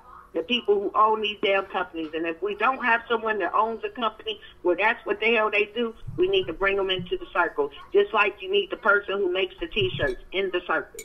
But what I'm saying is now, Print right now, we don't have people. And then even with that, why waste the resource when you can use that resource for other stuff? Okay. So let me tell you this again, Hatim. I'm thinking of this. And I want to try this in one community, and I would like to start in the Linden community for selfish reasons. But what I'm thinking, one vision that I've had, and I can't take credit, like I said, I can't take care of it. I feel our ancestors give us the blueprint. But one thing that I am most interested in is setting up a code of standards, a code of ethics, for how we operate in our area, in and around schools, in and around our community, right? Where we are amongst each other, printing up these standards, this code of ethics, right, and pasting it or placing it on your door, every door. You open up your door and there it is, voila. A list of the things that we are no longer going to accept, tolerate in our community. A way that we will operate. Everyone has it. Post it. It's just like Hammurabi. We go around and post it. We make sure that we let you know what we're not going to tolerate. And not only with that, you have something that they've already instituted in many communities, where you have the citizens who are going to make themselves present and enforce and make sure that everyone knows what the new expectations are in and around that community. But Lady J, listen to me, baby. Don't we already have the first use of how you pronounce it, Maya? Right, Maya. Go ahead. So that sounds like something that will be. I mean, from what you're saying, it's not something that needs to be created. It just needs to be executed. Right. That's Sister Tracy. Yes. Yes. Voice recognition be popping. Lady J. I mean, that's an excellent idea. And if you want to start it up in Linden, we have the perfect place for you. But one of the things you're going to run into is that different people have different ideas, and you have to run up against those different ideas, and you don't mind arguing. We got somebody that you can argue with about that. But now, Lady J... Don't do that. You're going to blow the whole world up if you're talking about who I think you're talking about. Who else is up in Linden? She talking about starting this shit up in Linden. We got the connect for you, girl. We got the hub. I feel like this, though. Lady J, man, I know we kind of have some difference of opinion. I really would love to maybe just have a conversation with you off the radio, just because I've been sitting here listening a lot, and I agree with most of the stuff you say. I think that fundamentally, I think we pretty much have a lot of the same ideas. I think. Are you speaking to me or Hakim? She's speaking to you. He's speaking to you. I'm sorry, I clicked over. Can you start over? I apologize. Oh, she just want to hear that shit. She heard all that shit. She heard all of that shit. She gonna record it and play it back next time. No, you said that's some bullshit. Who is this? Wait a minute. Who is this? First of all, I got to know who this is. You gotta turn your voice recognition on. Now this is Tracy. Quasi. Okay. Yeah, I mean that's why I know that might put a better context. Cause, we it's been different times where we don't necessarily see eye to eye. But the more I'm listening, that's something I'm just challenging myself to do here lately. Is before I speak to really know what I'm responding to. So I like to just sit here on the line and listen a lot of times. It's easier to sit on the line and listen than be on Facebook because I can close my phone and ain't got to worry about it. But I was just saying that I think that I've been paying attention, and I think Pisces women are the zodiac gender that I have some of the sharpest disagreements with, and I have to this point have kind of had an inability in a sense to find that connection. So I kind of see the disagreement that you and I had as an opportunity, because one of the things I will say about you is that you are dedicated to the people when you are here doing real work. So I've got tremendous respect for what you do. I think that I would like to get a better understanding of where you come from, and I feel like that would make us probably a stronger asset, stronger team than maybe we might be with somebody who we just automatically agree with. So I don't know. I just think that I really hear what you're saying, and I think we got a lot in common, and I would like to build with you for real. I told you we had a lot in common. You just don't listen. You didn't listen. I've been sitting here listening for the last 70 minutes. I ain't even said that. 47 minutes. This is the first time I talked. I'm just playing. I'm just coming at my neck. Look, I'm about to put my neck brace on.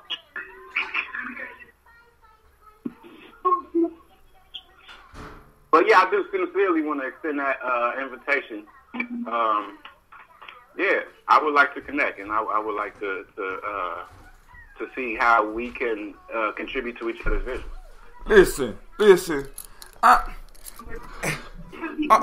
Because I heard some bullshit while I was there. See, I love my people because y'all be talking.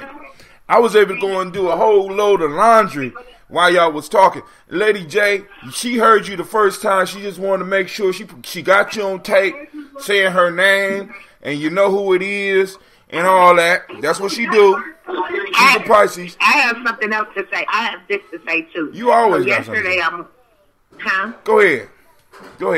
So yesterday I'm on Facebook, right? And two things have happened. A good friend of mine went on Facebook the other day, and he said he wanted to. It's gonna be a moment. He said he wanted to start a business, and he said, I want to start a cleaning service. So I said. So I read the post, and then I called him immediately on the phone. I told him that I had this tool that I would like to introduce to him. But I also told him I really want you to sit and think about before you start this business, what business is needed. Because it feels like, to me, people go invest their money, they start these businesses, but they start the same businesses that other people have already started. Versus now let me come invest in your business, because now we're not competing with others, we're competing with each other. You see what I'm saying? And it's counterproductive against our progression as a people. So I had that conversation with him. It goes well. So yesterday, I'm on Facebook, I see another post, and the guy is talking about these stores in the community. And so I just use one word, cooperative economics. So then another guy comes on and he's like, yeah, that's why, we shouldn't be celebrating Christmas. We should be celebrating Kwanzaa. Now, I'm cool with that. But I'm wondering, you just said all this, do you celebrate Kwanzaa? This is kind of what I'm thinking. So then he tells me about how all these people wouldn't be receptive to Negro pins, wouldn't be receptive to Kwanzaa. And then I say to him what you say. I said, well, Columbus happens to have one of the greatest and best Kwanzaa celebrations probably in the country. Were you there? Nope. Were you?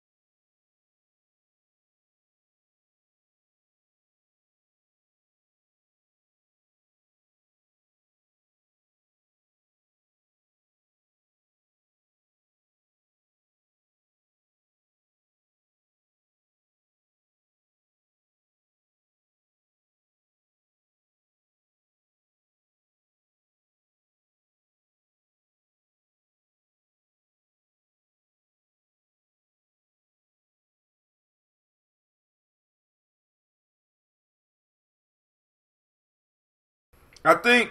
Okay, cool. Something happened.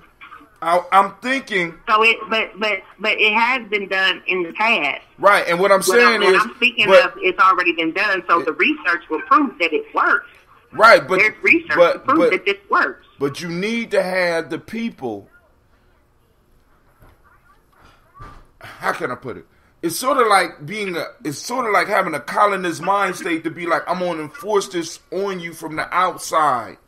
You know what I'm saying? Rather than being like, boom, I'm one of you, and I'm exercising this within the group that I'm in, and it's working, and we're inviting you in. But, okay, this is my thing. We're the one thing specifically, I'm just speaking specifically for what for what I stated about, the Linden area, right? Mm-hmm. In order for us to show that it worked, okay, so one great place we could try it out is in a school, maybe, where everybody shares in the community, right? But I'm thinking within our circle, we all live in different, we don't live in that one community, right? Right. We don't all live together in one community. So I get what you're saying, but for the vision that I have, that I have had for several years, and I've just not figured out how to implement, or how to start its implementation. Is that you would try it out in the place, and that place would be, like I said, the Linden community being the pilot, and then you would go off into other places near East Side, places like that, and you would be able to then have the evidence that you have implemented this, and the response was this. Crime rate down this. Young Pisces. Young Grasshopper. Yeah. Young Grasshopper, let me help you. All right. Listen, baby. It's not even necessarily that you need a whole community. What I'm saying is, you can have a group that's dispersed all over and people exercising, using these principles, and you're able to show some success. Because let me say something to you. When we're dealing with the masses don't give a fuck about numbers. They don't give a fuck about statistics. They want to belong to something. Because if it was really about statistics and numbers and shit, now one of them would be at a mosque or a church right now.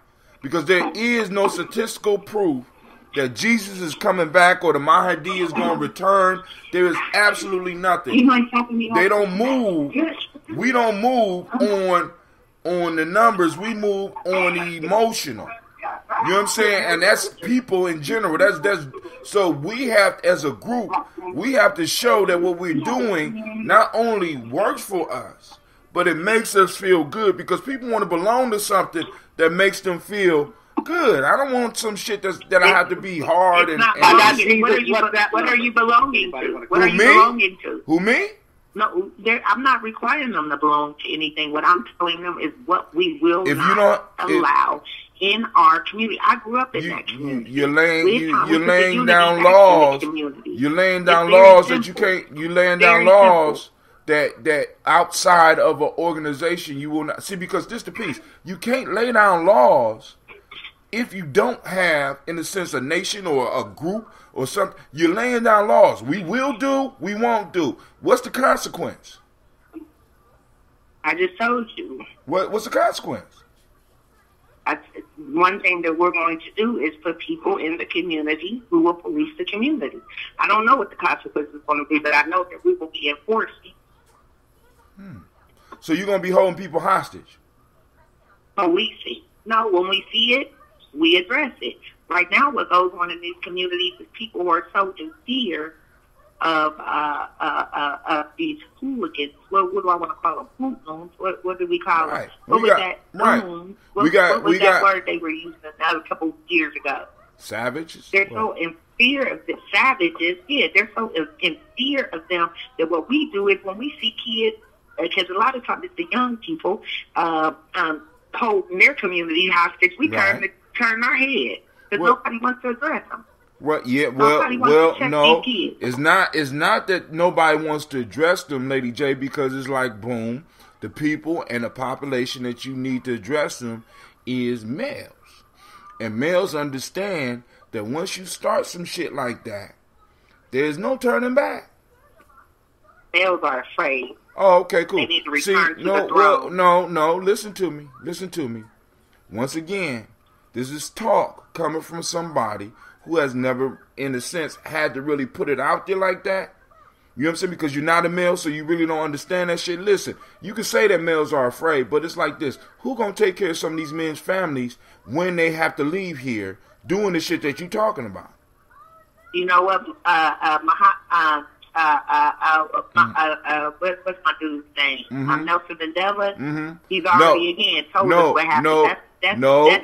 Nelson Mandela. See, because in order for me to do what I need to do with some of these young people, the savages as we call them, some of our nieces and nephews, and you know what I'm saying, is going to either one, because when certain things escalate to a certain point, as a man, you already know that if it gets to a certain point, somebody about to leave here. There ain't no negotiation. And because what you talking about doing is taking away from these young savages the bone that, in a sense, others have provided for them to be able to make their living. What I'm talking about is giving the power back to the community and putting the unity back in the community, providing them that with unity has a that cost. Would allow them to not wreak havoc on people who look like them. But what I'm saying is giving them the treatment that they require to deal with some of the things that they've been dealing with, that they've just been because we say hurt people. We never deal with some of the things that these kids may have experienced or these young people may have went through that have caused them to wreak havoc. So you want to give them all therapy? You want to give them all therapy? Some of them.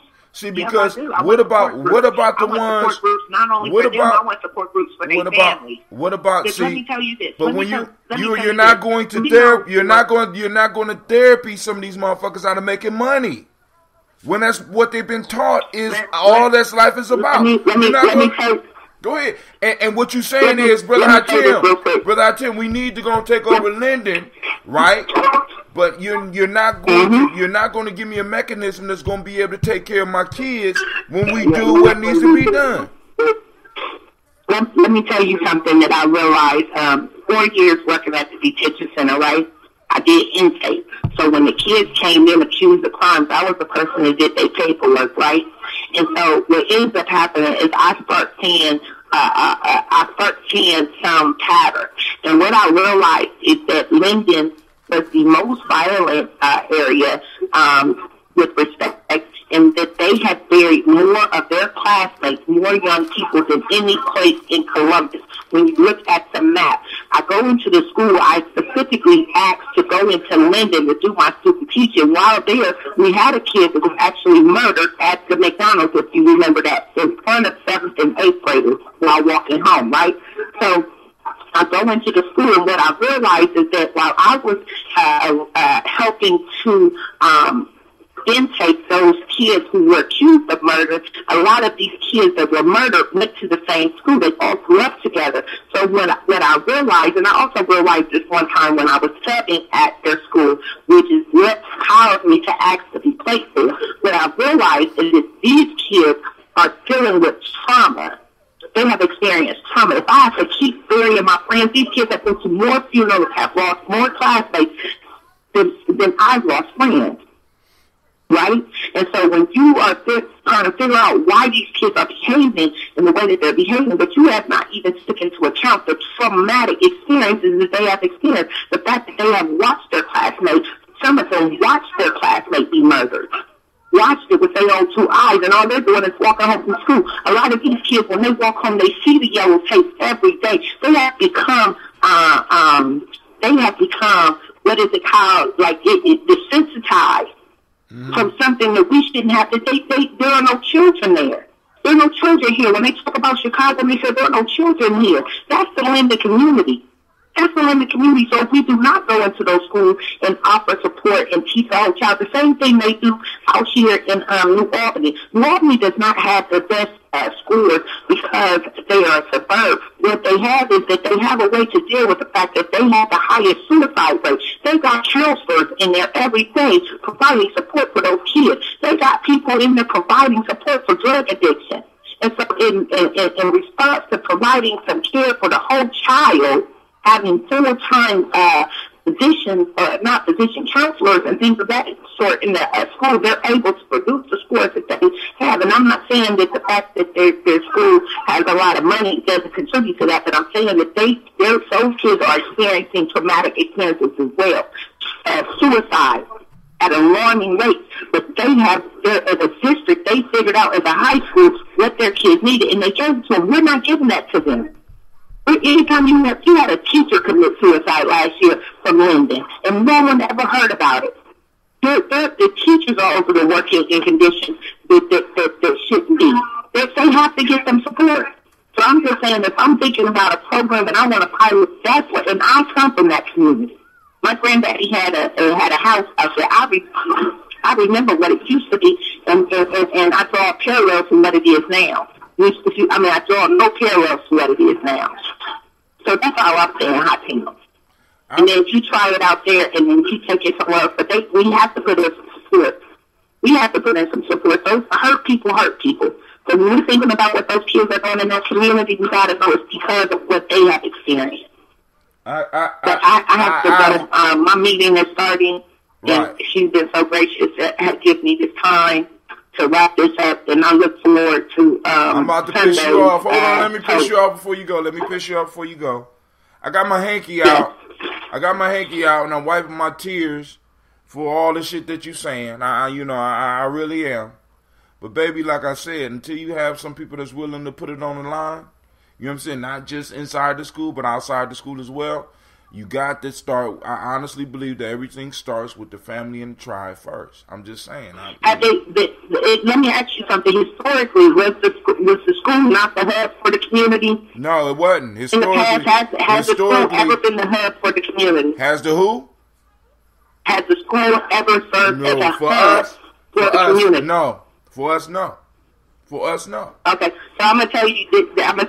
This is why I enjoy, and I wish I can come back and serve as an administrator at the building where you work at, because I believe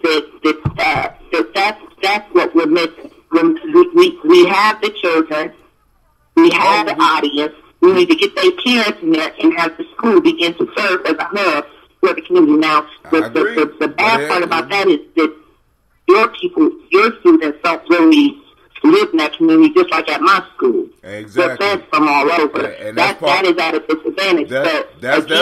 That's part of the agenda. That's part of the plan. That's part of the plan. Allowing the schools to serve as the hub. You do have a community that is very close by that is also dealing with a lot of trauma.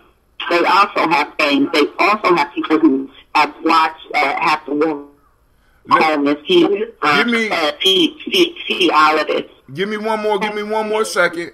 Brother Kwame says, think of the different ministries in the book 1984 when Ministry of Information handles the propaganda. Brother Kwame says she's darn propaganda minister. Don't repeat anything to her because it might be used against you. We went back to 1984. Yeah, you know. We go back to 1934. After our times as well. We should pull it all out. Our ancestors left us a blueprint. If we want to understand where we are, we have to know where we've been. So we should go all the way back. I love you guys. I just want to remind you all that we are in the midst of the Great Awakening. Do something today and every day in the name of the movement, whatever that is. And just God bless everyone. But this year is nation building time. It's nation building time. You guys have a great day. It's nation building time. Nation time, goddammit. Nation time. So now it's just me and Shaka on the line. Lady Jada hung up on us. But go ahead, Brother Shaka. What you want to talk about today? Yeah. I want to talk about illusion.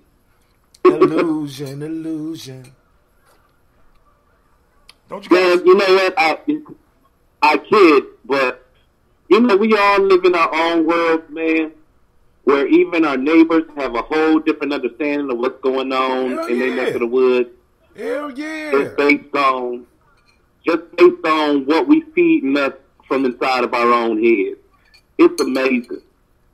It's amazing that we don't understand. Like when you sit between four walls and you look at your own thoughts trying to interface into some progress, and then the people inside of your house, they thoughts trying to interface with yours, and with all of that, if there is no synergy, then it's just mass confusion inside of the house. And then to add to that, you got your programs coming on from Netflix to Hulu, and all of these programs, people ain't realizing they call programs for a reason.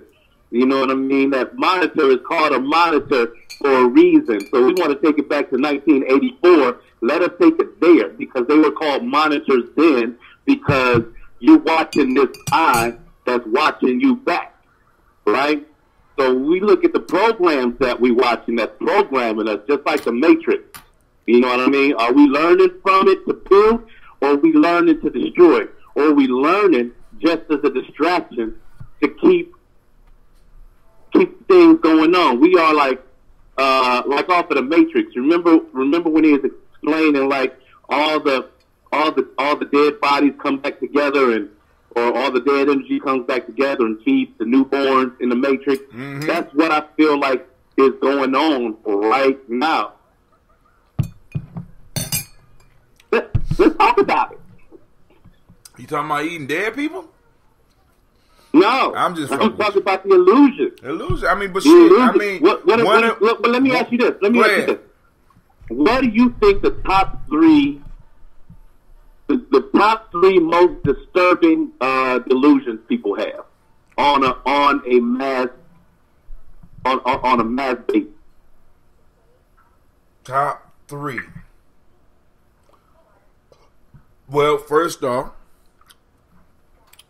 illusion of. Well, actually, I would say I'm gonna give you one, and it's illusion of being able. The illusion of not. Well, let me put it this way: not knowing where they are, when they are, and where they are in history. Okay, now I want to make sure, just for those sticklers out there, is there a difference between delusion and illusion? A delusion is a total wrong view. Let me put of what's real, or it's sort of like if you're looking through a screen. Because a part of it is blocked out, you don't get the whole picture. So a delusion is a funhouse mirror. Basically, the delusion, you're looking at the reality, but it's warped. An illusion is you're totally missing the reality. You're basically making up some shit. Your mind, from your past experiences, is making up a reality that does not fit in the lab. So delusion, at least you're looking at reality, but the reality is misshaped. But the illusion is totally internally created by you or imposed upon you by outside forces. What is this on my shirt? Now let me ask you this then, Hatim. Go ahead. Let's take that definition of an illusion, something that is totally from your ancestral memory, so to speak. You are drawn into a space or an event or a thing that does not exist right now. Right. What if that thing, that illusion, is actually your big picture? Say it again. And it exists. Your big picture. Like your goal. Like a goal. Right?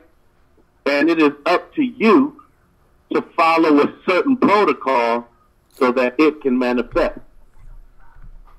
So if the illusion is something that you have to follow, because I got to ask you this: if an illusion is is something that's out there, but you got to follow certain protocols to make it exist, then I have to ask the question is, was it really ever really an illusion? Because if I could go through steps to make it real, then that means that it wasn't it. I mean, you know what I'm saying? You don't make something real. Real is Right. real. But here's the piece. Go ahead. Maybe it wasn't an illusion to you, but it might have been an illusion to your neighbor. Then I mean, See, but because all they have go ahead. as evidence of that is your behavior. Right. They see you moving towards a thing that doesn't exist to them. Mm-hmm. Right? Mm-hmm. And then one day when it finally exists, it's like, wow. Now in context, he makes a lot of sense. All these years, I just thought he was chasing the horizon. Right? So now, So, go ahead. I'm just wondering because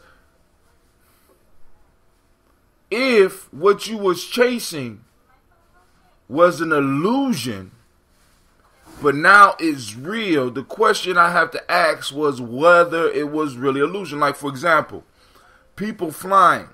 For a long time, you had individuals pursuing flight.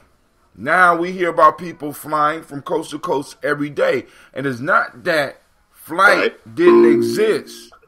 What it is was that the technology in order to fly people didn't exist.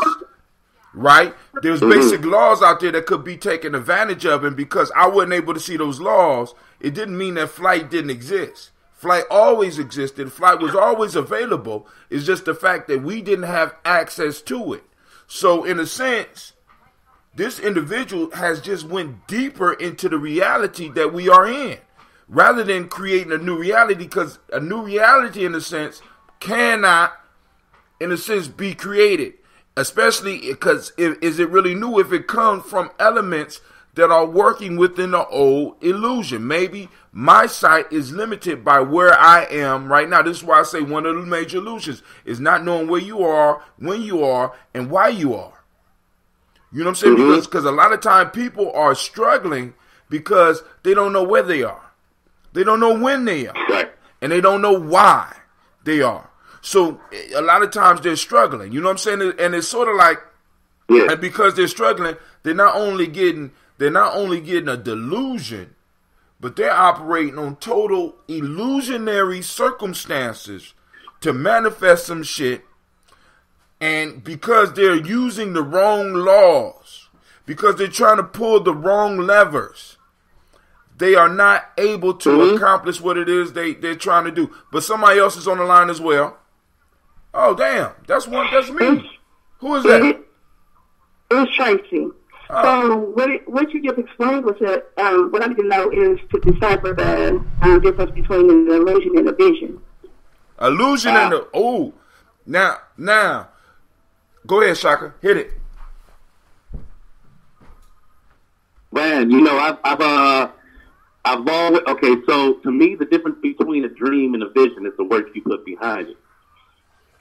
So the difference between an illusion and vision has to be as well the intention you put into it. I mean, what I just heard about an illusion is, you know, something that's not being seen from the neighbor. Like, you see something that the neighbor isn't seeing, but then once you put it into effect, you know, and it becomes a reality, then the neighbor can see it. That sounds like a vision to me. You know, if somebody's talking about their vision, and, you know, depending on, you know, if you're talking to somebody that's small-minded, they're not going to get it. They're not going to understand it. They're going to think you're crazy, you know. Right. However, once you make it happen, then the reality is, oh, you better say just going to do that. I see it now. So that's what I'm saying. It sounded like, you know, when you were talking about the illusion, it sounded like the vision. So, I mean, you know, I understand the difference between the two. It's kind of like one and the same. Well, no, Yeah, I agree with wait, you. illusion but and here's the thing. Let me say this ahead. right quick, Hatem. Go ahead. Sometimes I have to treat my vision like an illusion so that it doesn't drive my neighbor crazy. the thing is that when you move, see, like, I move with such a state of emergency that if somebody's trying to understand, like, what's making him move that way, and they finally get it, then they, to some degree, feel obligated to move towards that. Maybe not. I done lost. Don't worry about it. He buffering. That's okay, what we're here for. I just want to point my bottom line out is how I'm hearing the illusion have been explained. It sounds like a vision to me. An illusion where you can be, there's different illusions. How about that? Now there's a difference between illusion and a vision. Now, an illusion is a dream, or not even a dream, is a view of something that does not exist. A vision is a view of the possibilities within reality. See, there's a distinct. An illusion is a motherfucker that's just you're pursuing something that does not exist and cannot exist. A visionary is somebody that's able to look into the reality and see possibilities within that reality that other peoples cannot see. See, because we got to understand, this is what I meant by if something is existing, how can I put it? Flight. Let's even take it even farther. TV did not exist. But somebody was able to take the qualities and the properties within the present reality and be able to stream them so that we will be able to communicate today. Now that shit was not an illusion. That was somebody applying basic principles that exist in the reality we have now to make something manifest within that reality using the basic laws of that reality. An illusion is when you are totally looking, you're not even in reality. You're looking at something that does not exist, that cannot exist. Hey, so let's take it a step further. Hatem. Go ahead. Would you in your lifetime, would you in this lifetime, come on, man. All right. Would you in this lifetime put on a squirrel suit and jump off a top of a cliff, fly? Now, would I? Now, depending on the material that is made. No, wait, hold on. Hold on. That's not delusional because I have seen people do that. There are certain suits that has the flying squirrel piece because there is such thing as a flying squirrel. And it's only so much material that I need in between my arms to be able to glide down from the top of a mountain safely. I have seen other people do this. I have heard about people doing this. And then on top of that, by me looking and having some experiences with physics and some experiences with taking a piece of paper and folding it properly and flying it and watching it come down gently to the ground, I think that it's possible for me to do that. Now, I go up on top of a mountain and I can prove my hypothesis, or some people would say theory, and I have the right material, the right amount of material up under my arms and dress like a squirrel and jump off, and I could go to my death, or because of because of the physical laws that I am putting into effect, I will glide down to the ground safely. And I'm saying that I have seen it done. Matter of fact, you get on YouTube right now and see a motherfucker in a squirrel suit. It might not be gray, but you look up under their arms, they got something simulating the skin of a flying squirrel on their suit, and they're able to jump and glide if they up high enough. But somebody we got. The question was, will you do that in this lifetime? Is it who? Will you do that in this lifetime? Who, me? Yeah, that's what he asked you. Hell yeah, that shit sound fun as hell. Okay. See, because it's like this. It's like this because I have a. Would you be more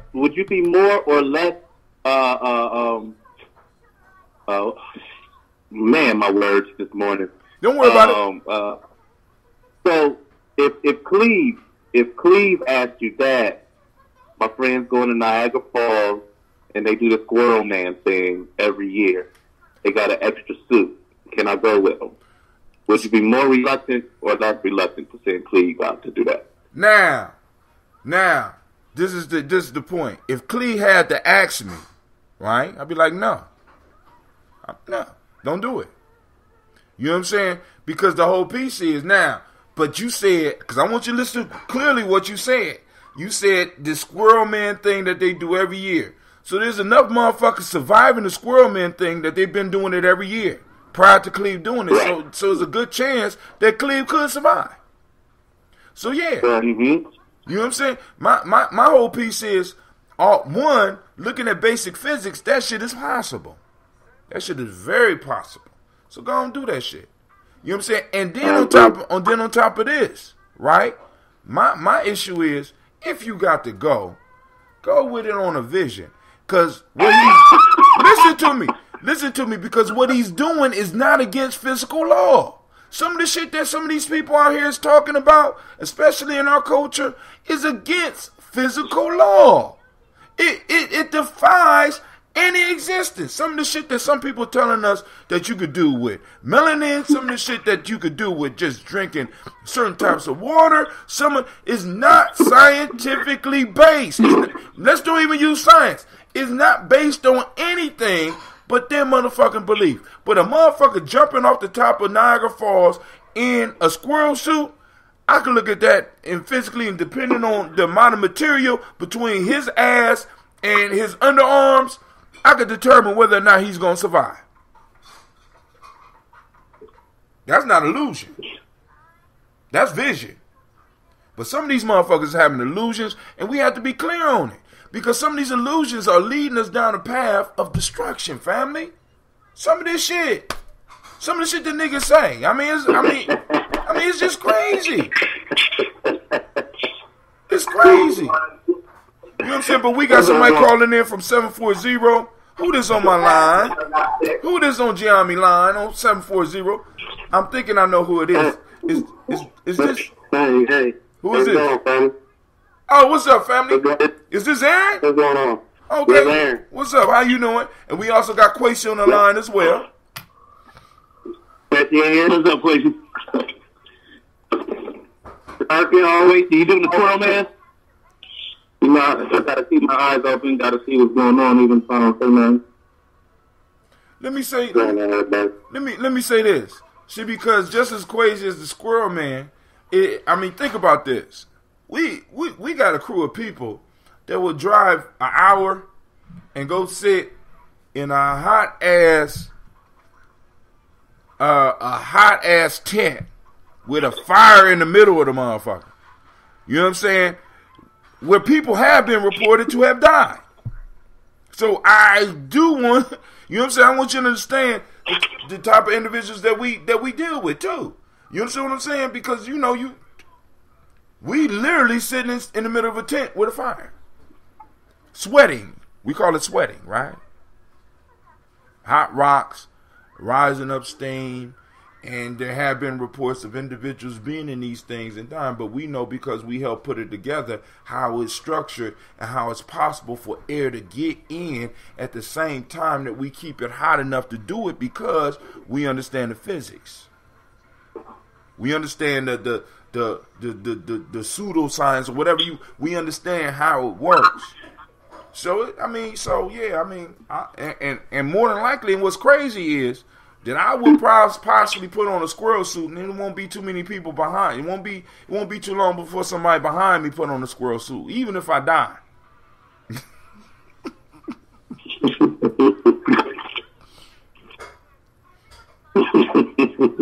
saying. They'd be like, "Well, Dad, he didn't have enough material."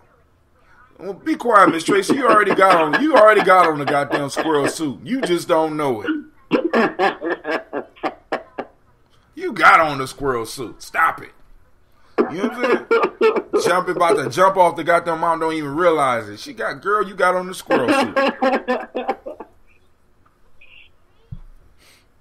But go ahead, Aaron. Oh, man. Now, Aaron, for those that don't know, he is, because he don't like the word science, so I can't even call him a scientist, but he's somebody. No. I like science. I don't like pseudoscience. But yeah, go ahead. Okay, cool. But he been experimenting with some stuff, and I know he going to bring it, because he probably on his break, because this is about the time he going on his break. You at work today? Because he in Florida. They don't get snow there.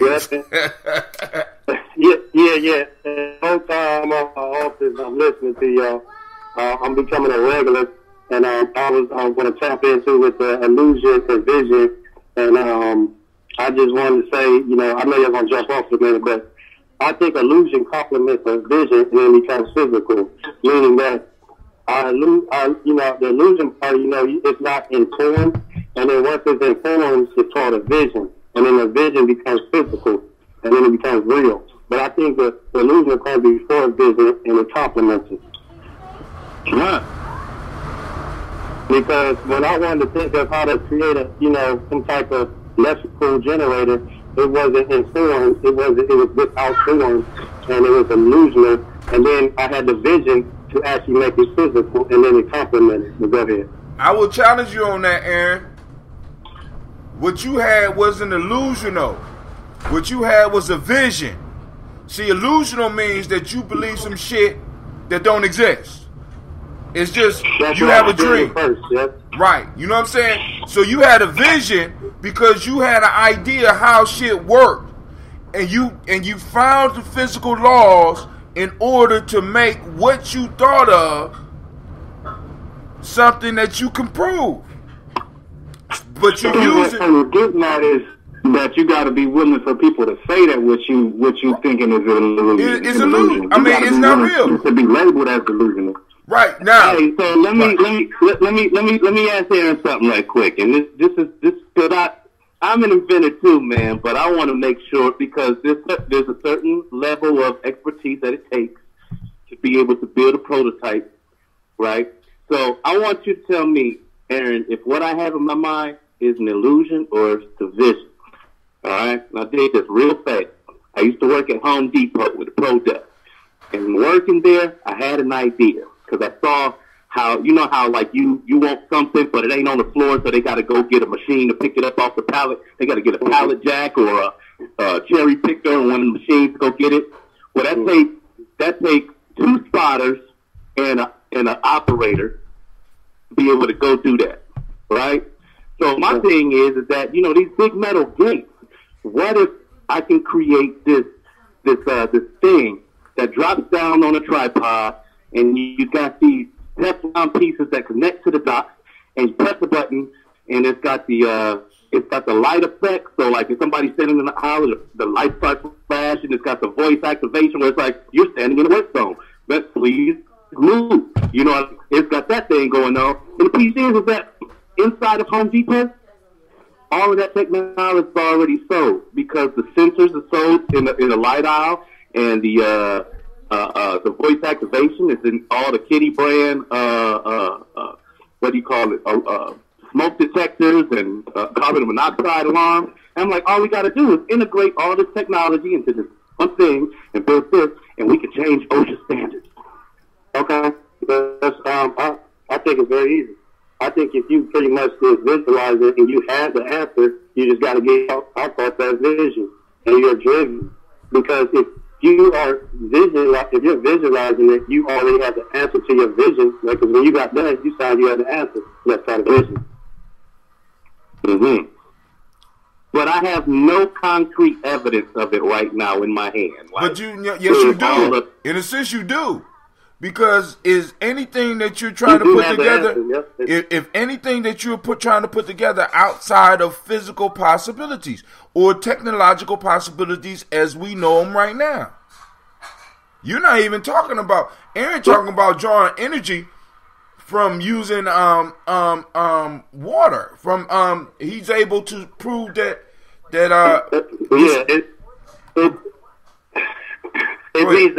It means that it's not really a vision yet. It means I'm searching for illusion. It's not informed.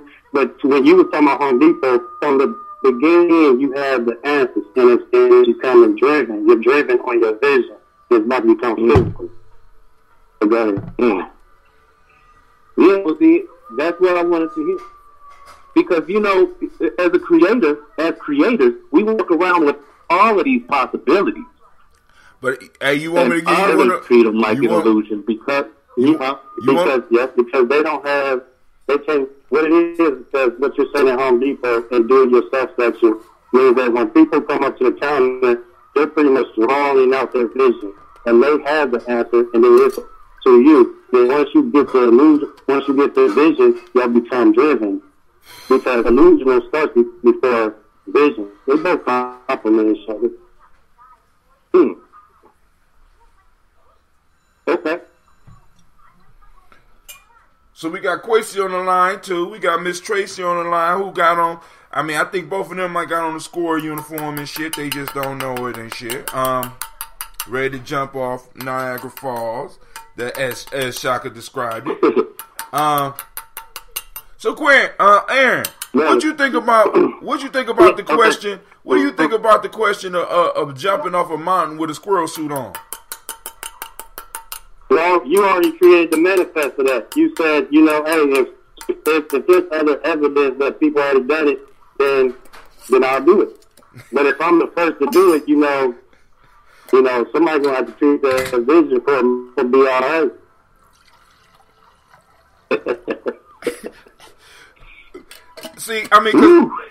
Because what I'm saying is, family, the illusion. I mean, because like I said, man, when you ignore physical laws and shit, that's when we start running into problems. Like if I'm depending on a mysterious hand from heaven saving me as I plunge to my death, when you know that there's certain rules that I could use to my advantage to bring a vision into manifestation. But the issue becomes when I start using my illusions, like God will save us. You know what I'm saying? Like, and then in the same token, turn around and be like, we gods, and be like, well, damn, who gon', if we gods, who the other guy is gonna save us? You know what I'm saying? Come on now, this is some of the madness we got in here. Like, you know what I'm saying? If we do right and do, you know what I'm saying? Name one people that has been doing other people and doing right like us. So it's not all necessarily a moral. It's not a moral arc that has benefited us. We can see this shit. We see without a shadow of a doubt that many of us are existing in possibly. Let me just say this: possibly in a moral universe that don't exist. These motherfuckers have been raping, stealing, killing.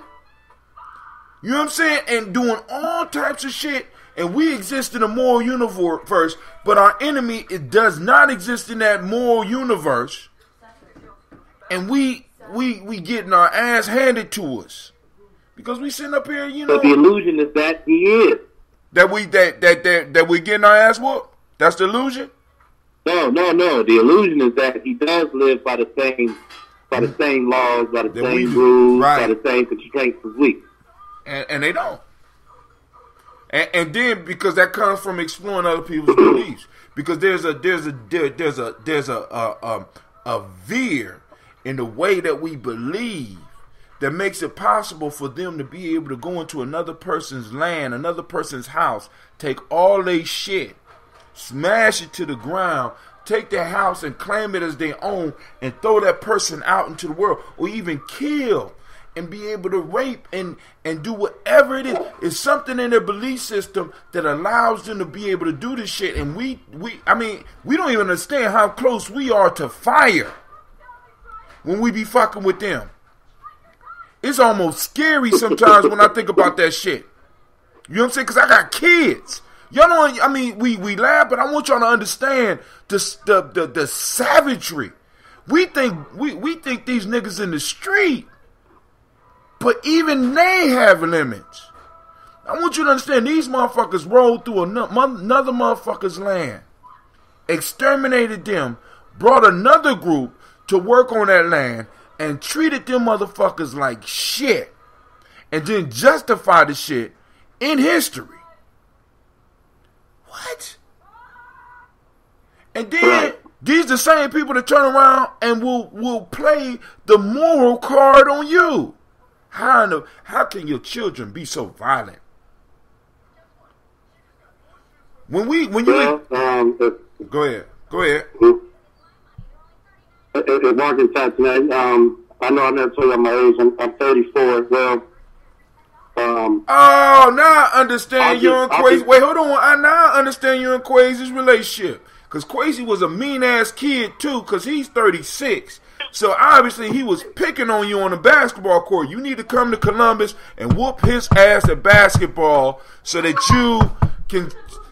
I'm encouraging a game between Aaron and Quasi in a neutral place where we all could travel so we could see Aaron whoop Quasi's ass once and for all. Because Quasi was playing basketball with niggas 2 years younger than him. That's why he think he cold at it.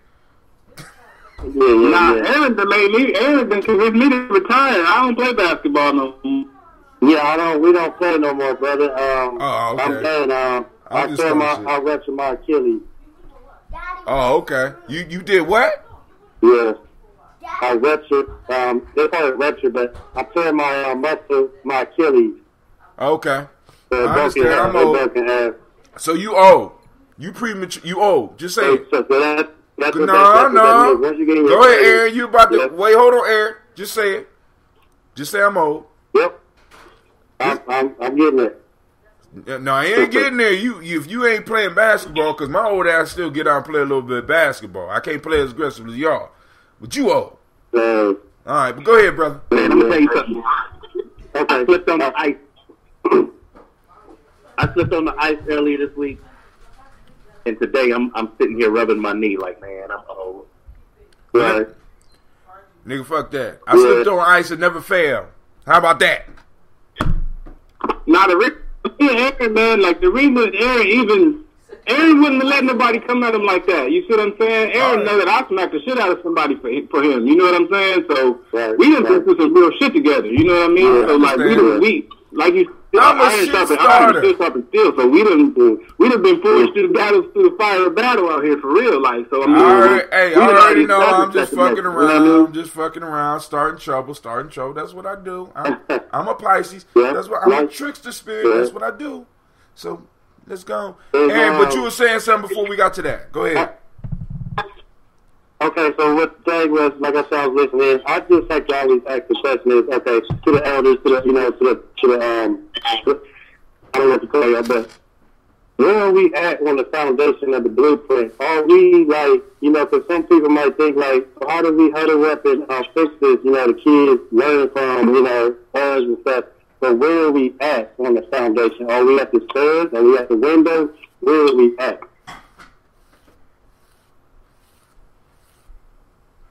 You asking us? I'm asking everybody, yeah. So the question is, where are we at? Where are we at on the foundation? Did we go back down to the foundation? Are we failing them as adults? Are we failing our youth? Are we failing our children? Oh. Are they going to go up and say, hey, man, they didn't fight strong enough for me for all these chemtrails and these vaccines, and they didn't fight for us, and are they going to have to fight for themselves? Us as let me bring it down a little bit more specific. Us as a group right now speaking, or us as a larger group, like all this shit is as a larger group we have failed our young people.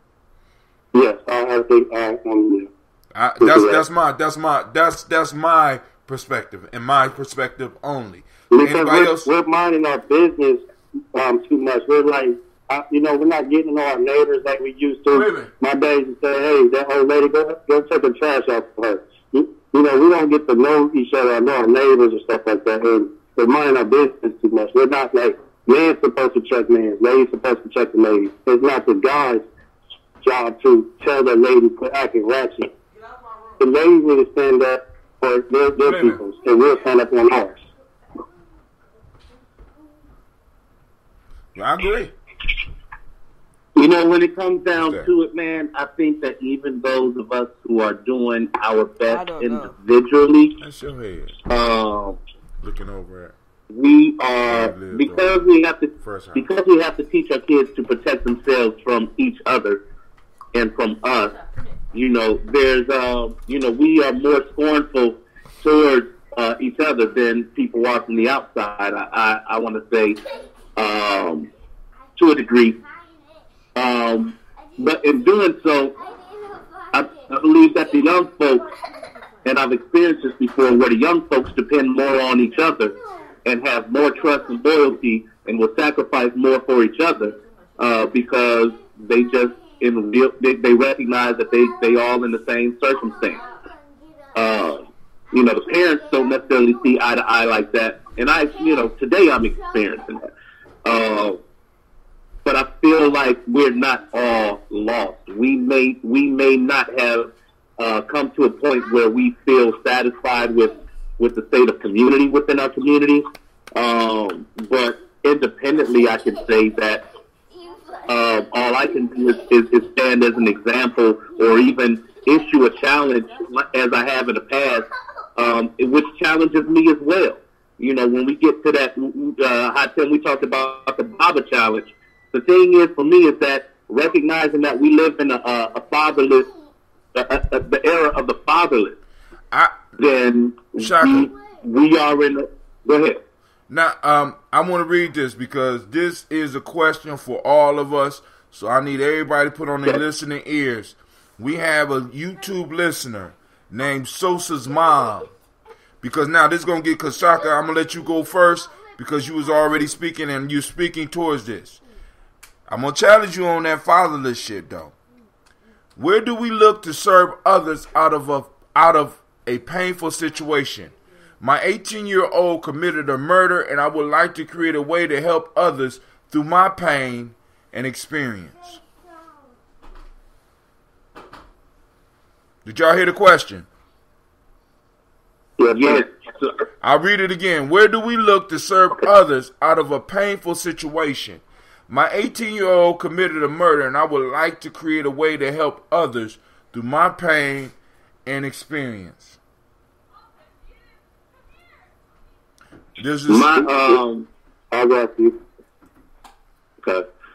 My suggestion is to do the best that you can to, number one, have a particular outcome in mind, and understand before you even get to the outcome, document the breakdown as well as the breakthrough. So now, that people can you be specific? Can you be specific for her? The breakdown. Yes. Please be specific. Yes. What do you mean? Because are you talking about her doing work right now, or are you talking about like? No. Okay. I'm talking about just journaling, Hatem. We talked about journaling the other day, right? And everything that goes into it, all the sentiment that goes into it. Understand that when you write it down, it's easier to compare notes with others who have been through that same passage. Understand that passage is intended. That's what we deal with. That's why even, so I don't want to get too far off, but when we deal with a traumatic state of mind and we write down what we're feeling from that state, someone else who's experiencing that right now will relate to it. You don't want to wait until you come to the breakthrough, because when you introduce the breakthrough to someone who hasn't gone through the breakdown yet. Right. See, that's why I love listening to some motivational speakers, but they be pissing me off, man, because they don't go through, no, really, because they don't hit, a lot of times, the true effect of the breakdown. You understand what I'm saying? Because there is definitely a breakdown before there's a build up. You know what I'm saying? Yeah. There's definitely a death before the rebirth. You know what I'm saying? This is why I love rites of passage, because it take everybody through the. You got to die, nigga. You can't escape it. You have to die and be reborn, and that's what a lot of people. That's why I prefer the rites of passage method over motherfuckers coming up with all this fancy. You know, you can push through. No, you need. As a community.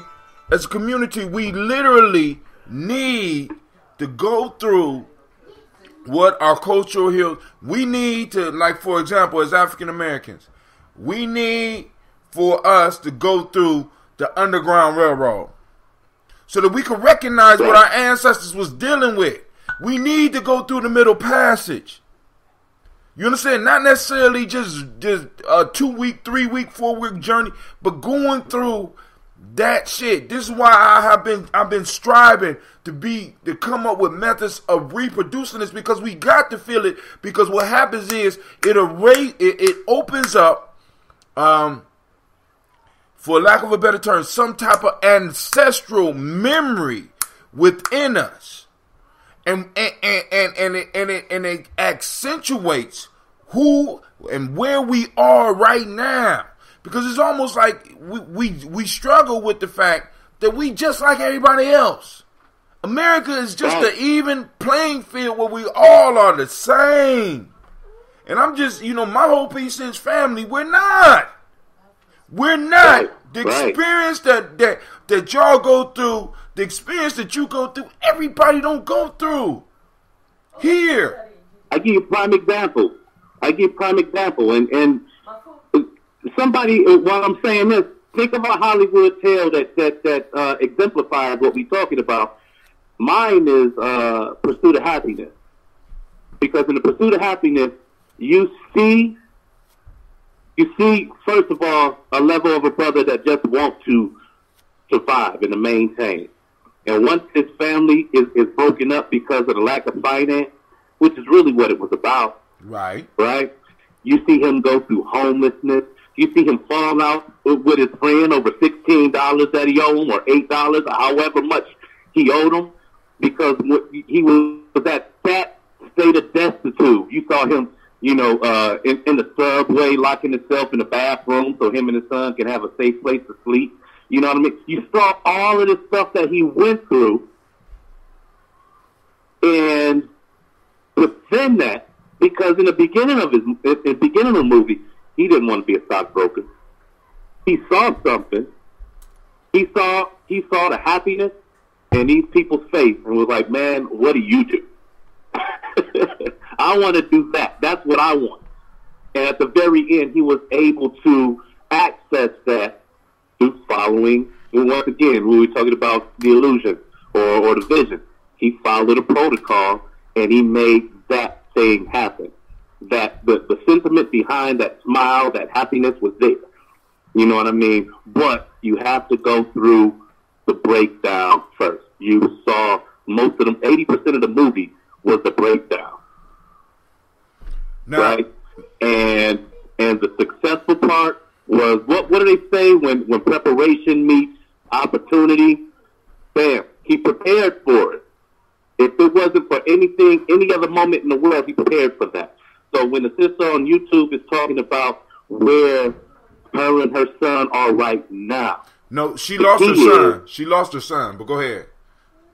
I want to be clear on that. My apologies. Because she's asking us, where do we look to serve out a painful situation? My 18-year-old committed a murder, and I would like to create a way to help others through the pain. So her son is probably serving time for the murder. So in all intents and purpose, in reality, we know there's a possibility that she will never be able to see her son as a free citizen now. But one of the key pieces that you're bringing up is that breakdown. What I'm saying, Hatem. Go ahead. Here's what I'm saying. She and her son can write each other, and she can publish those memoirs. Those memoirs become part of the story that lead to the process. She said, I feel that I lost him to the thug life. I am from Georgia. You know what I'm saying? And it's like, in that, because you're definitely not alone in that whole losing a son to the thug life, because what the thug life offers the young people is a sense, somebody calling me like crazy, is a sense of purpose. You know what I'm saying? For family. I mean, and if you can figure out how to create that where you are and make that'll become, because just the love, will become more valuable than what some people can offer on the street, because on the street they're offering them experiences, they're offering all this shit. You know what I'm saying? I mean, it's ridiculous what we're competing against. And then on top of that, we got the change. I mean, you look at it, Hatem, it's the natural state in the hood. Like if you come from having no family or having, let me just say this, because nobody comes from no family. We come from dysfunction, right? Right. So whatever dysfunction we come from, Cleveland, even an 8-year-old kid understands what it is to feel loved or to feel useful or to feel a part of something bigger than you. right. So understand this, what he's running right into while he's looking for family. Well, what it is from day one, you committing a crime with us. So this is bigger than just family. We teamed up. Yeah. We have a bond. Can I jump in? Go ahead. Okay, and we talked. So is she listening to us? Yeah, I think she listened to us on YouTube. All right, cool. I got that clear. All right. So I like to say that, I'm sorry for what happened, but what I like to say is that you're a man once, but you're a child twice. And I'm going to compliment that by saying that he wasn't for another mother that might have an upside, just an upside down child that might be going down the same path as her son. What we got to understand is that, once again, you're a man once, but you're a child twice. It is your responsibility to make sure you listen and feel and tell them how much you love them. You look at all the details. Don't ignore nothing because they're still a child. They're a man once they get out of the house. It is your job to not ignore nothing.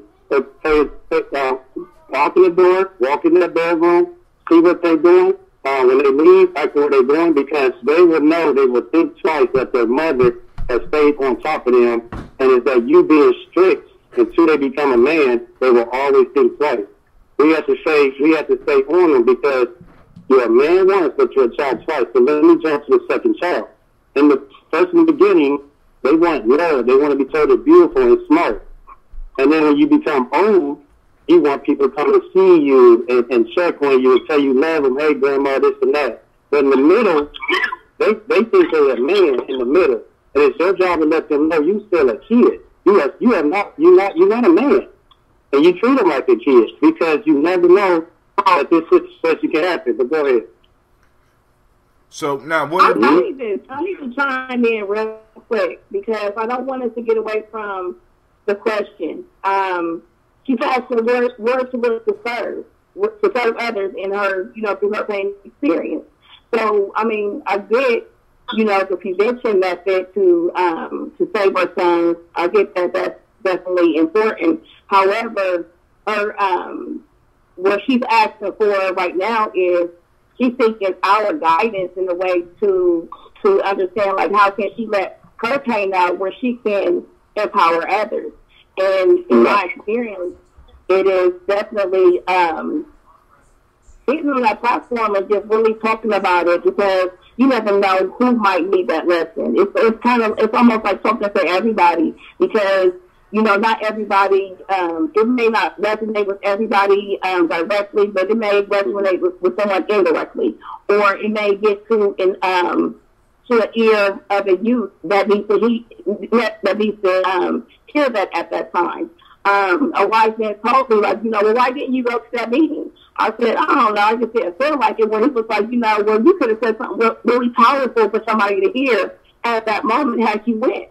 And from that moment, I thought about that. Like, well, what am I missing to hear or what am I missing to say where I could be somewhere where I'm needed or I'm invited to, instead of just missing something just because, and I think it's very important that she knows that her words don't fall on deaf ears. It's going to be heard. And then you talk about writing and so forth. That's definitely important, I think. But first, it is lifting it off of your chest. It is getting it out of your mouth. It is really speaking about it so that it can become words on paper or in a book. So I think and it immortalizes your narrative.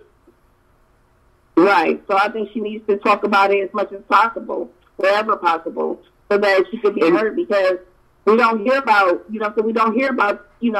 that it's our child that did the killing versus this person killed my baby. So we usually hear about who killed our baby, not it was my baby who killed. So I think that's definitely an important aspect that needs to be brought out and heard. Right. And just it brings to mind the movie that Jamie Foxx played in, I believe. No, it wasn't Jamie Foxx. It was Denzel Washington. He played Hurricane, about the brother who got locked up and ended up becoming a Nobel Prize winner for writing a book while he was on the inside. He was a boxer. If I got his name, if I got his story, that's what happened. You got it right. I mean, I don't know about the Nobel Prize, but I do know that he played Hurricane, and Hurricane was a boxer that was jailed unjustly. I don't remember you better at that shit than I do. But go ahead. Right. Somebody out there that if they really care about it, they gonna correct us. Right. The whole piece I'm bringing that up for is that, sister, if you're listening right now, you haven't lost your son. You have the opportunity to move with him as one. You can be his eyes, you can be his voice on the outside, but understand this: he still has a voice on the inside. And if he is as dedicated on the inside as you are, then you all are already a force. You just haven't realized it yet. See, I'm on this site on a daily basis where people go live and they tell their stories. Lo and behold, I found out a few months ago, a lot of the members on Tagged are actually current inmates. Like, they get access to phones and they set these accounts up and don't nobody say nothing. And they let people know, hey, I'm over here at this correctional facility and this is what I'm going through right now. So a lot of them, they have that platform to be able to tell their stories in a very selfless way. They don't have to. They don't even have to say, hey, I'm in jail or I'm locked up in prison right now. But they come on, and they let people know, hey, I'm in prison right now, but, I love the ladies and blah, this is the way for us to do some normal stuff. You know what I mean? And so, like I say, through technology, through the writing, you have a way to immortalize his narrative. And that's forever a part of you, especially if you're moving with the young brother and you are his legs and you are his voice on the outside. If you have a message that's that powerful and that relevant, then it will be heard. Word. So I mean, basically, it's about making sure that you are able to keep track and first explore the past. Bring that into the present, and in the present moment, be able to share your feelings and what's going on, and being able to reflect on the past so that you will be able to give people the hints. Like, for example, one of the pieces Shaka said was, what was the breakdown? What was the breakdown between you and your son? What was missing there? And what, if it was there, do you theorize or hypothesize may have made a difference? I honestly believe that a lot of our young people are looking for adventures. Our young people are looking for challenges. And it's just a matter of us being able to identify those challenges and identify that stuff and be able to provide it for them in a healthy fashion. You know what I'm saying? And it's like we still work through our theorems, our hypotheses and things like that. Now, she also puts on here, my son is facing felony murder, life plus 20. I intend to create an outlet for families of perpetrators. I found no resources to support. Oh my God, I just broke my phone. To support or acknowledge our pain and concerns. And that might be, sister, that might be for you to create. You know what I'm saying? That might be for you to create. Oh shit, and it's, I'm sorry, Facebook. Facebook is falling all over like it's drunk. But hey, family, unfortunately, I'm going to have to break this call up because my wife walking by me giving me funny face signals and shit. So I gotta go and get off the call and go and serve my family. But family, I want y'all to know that this is Gye-Nyame Journey. You're not in this by yourself. I need you to understand this. Welcome to the congregation of the mighty. Miss Sosa's mom, you owe us a book. That's your initiation. You owe us a book.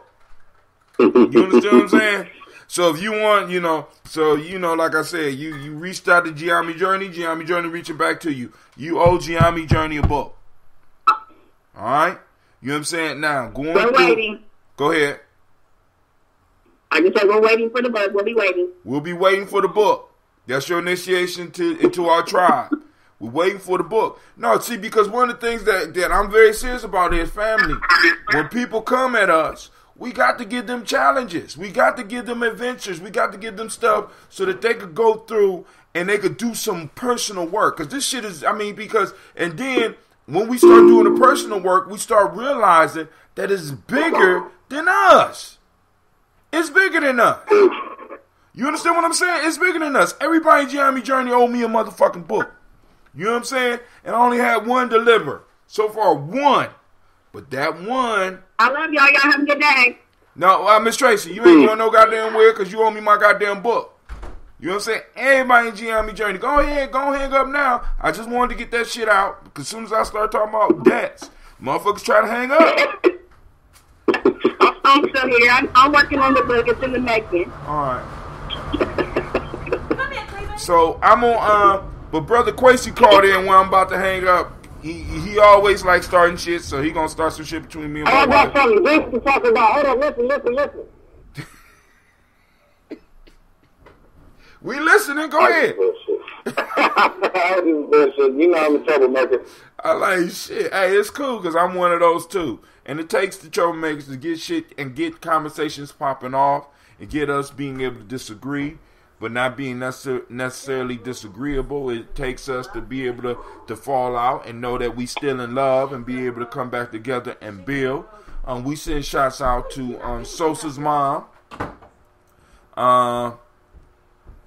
Thanks so much. Sosa's mom says, thanks so much. Help me along. All right, we waiting for that book, mama. All right, and like I said, family, we'll be here tomorrow. If school is in session, it will be at between 5:15 and 5:30.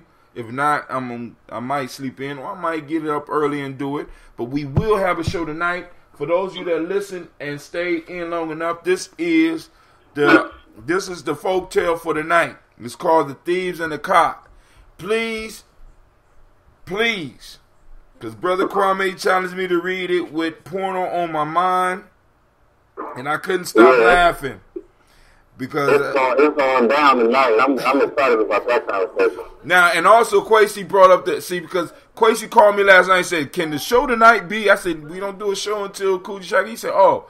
I said, but listen, I bet you the proverb lines up. I bet you the folktale lines up. When I read the proverb, he said he was ready. So what he wanted to talk about was the NFL. The NFL. And he could go and explain that. That's the fuckboy league. But now, this is the name of the story for the night. The Thieves and the Cock. Some thieves broke into a house and found nothing but a cock, whom they stole and got off as fast as they could. Upon arriving at home, they prepared to kill the cock, who thus pleaded for his life. He says, pray, spare me. I am very serviceable to men. I wake them up in the night to their work. That is the very reason why we must kill you, they said. For when you wake your neighbors, you entirely put an end to our business. And the moral of the story is the safeguards of virtue are hateful to those with evil intentions. So I'm telling y'all tonight, man, we're gonna have a hot show. Y'all, it's gonna be called in from Jump Up, and I'm like, I know people hanging up now, but yo, I'm out. I gotta go get some zucchini or whatever my wife wants from the store. But other than that, family, I want to say peace out to each and every last one of y'all. And I want to say, can I call you when we get off the line? I need to talk to you about something. Just stay on the line and talk. I'd rather call you. Call me, because I'm gonna be going to the store. Sosa's mom. Another piece to always remember: in your struggle, you're not alone. All you gotta do is, in a sense, open up enough, and eventually, the universe will start sending those people to you that you need. You know what I'm saying? And once you start really searching for it and learn how to act for what it is that you're looking for, be specific. It's just like science. When you become specific about something, you're able to define it. It makes it easier for the solution to find you. I'm going to give everybody an opportunity to get their last word in. So this is your opportunity to get your last word in. We'll start with Quasi, you was last on, so go ahead. Last words. Just call in tonight. That's all I got to say. Call in tonight, 9 p.m. Eastern Standard Time. Same streaming situation that's popping off now. Aaron, it's on you. So what you going to do? Hey, one line question, all truths. Drop shot. Okay, Shaka. Well, my African family, brothers and sisters across this world, let me just say that when all is said and done, ain't nothing left to say or do. That's right. So, family, as I come from the toilet after being on this damn thing for almost 3 hours, I say, hey, you have joined the congregation of mighty. This is Gye-Nyame Journey Media.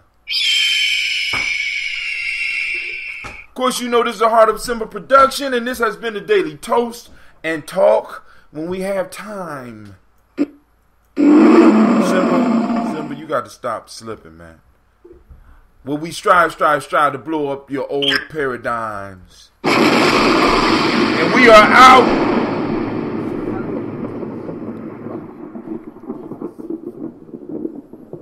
Not breakfast.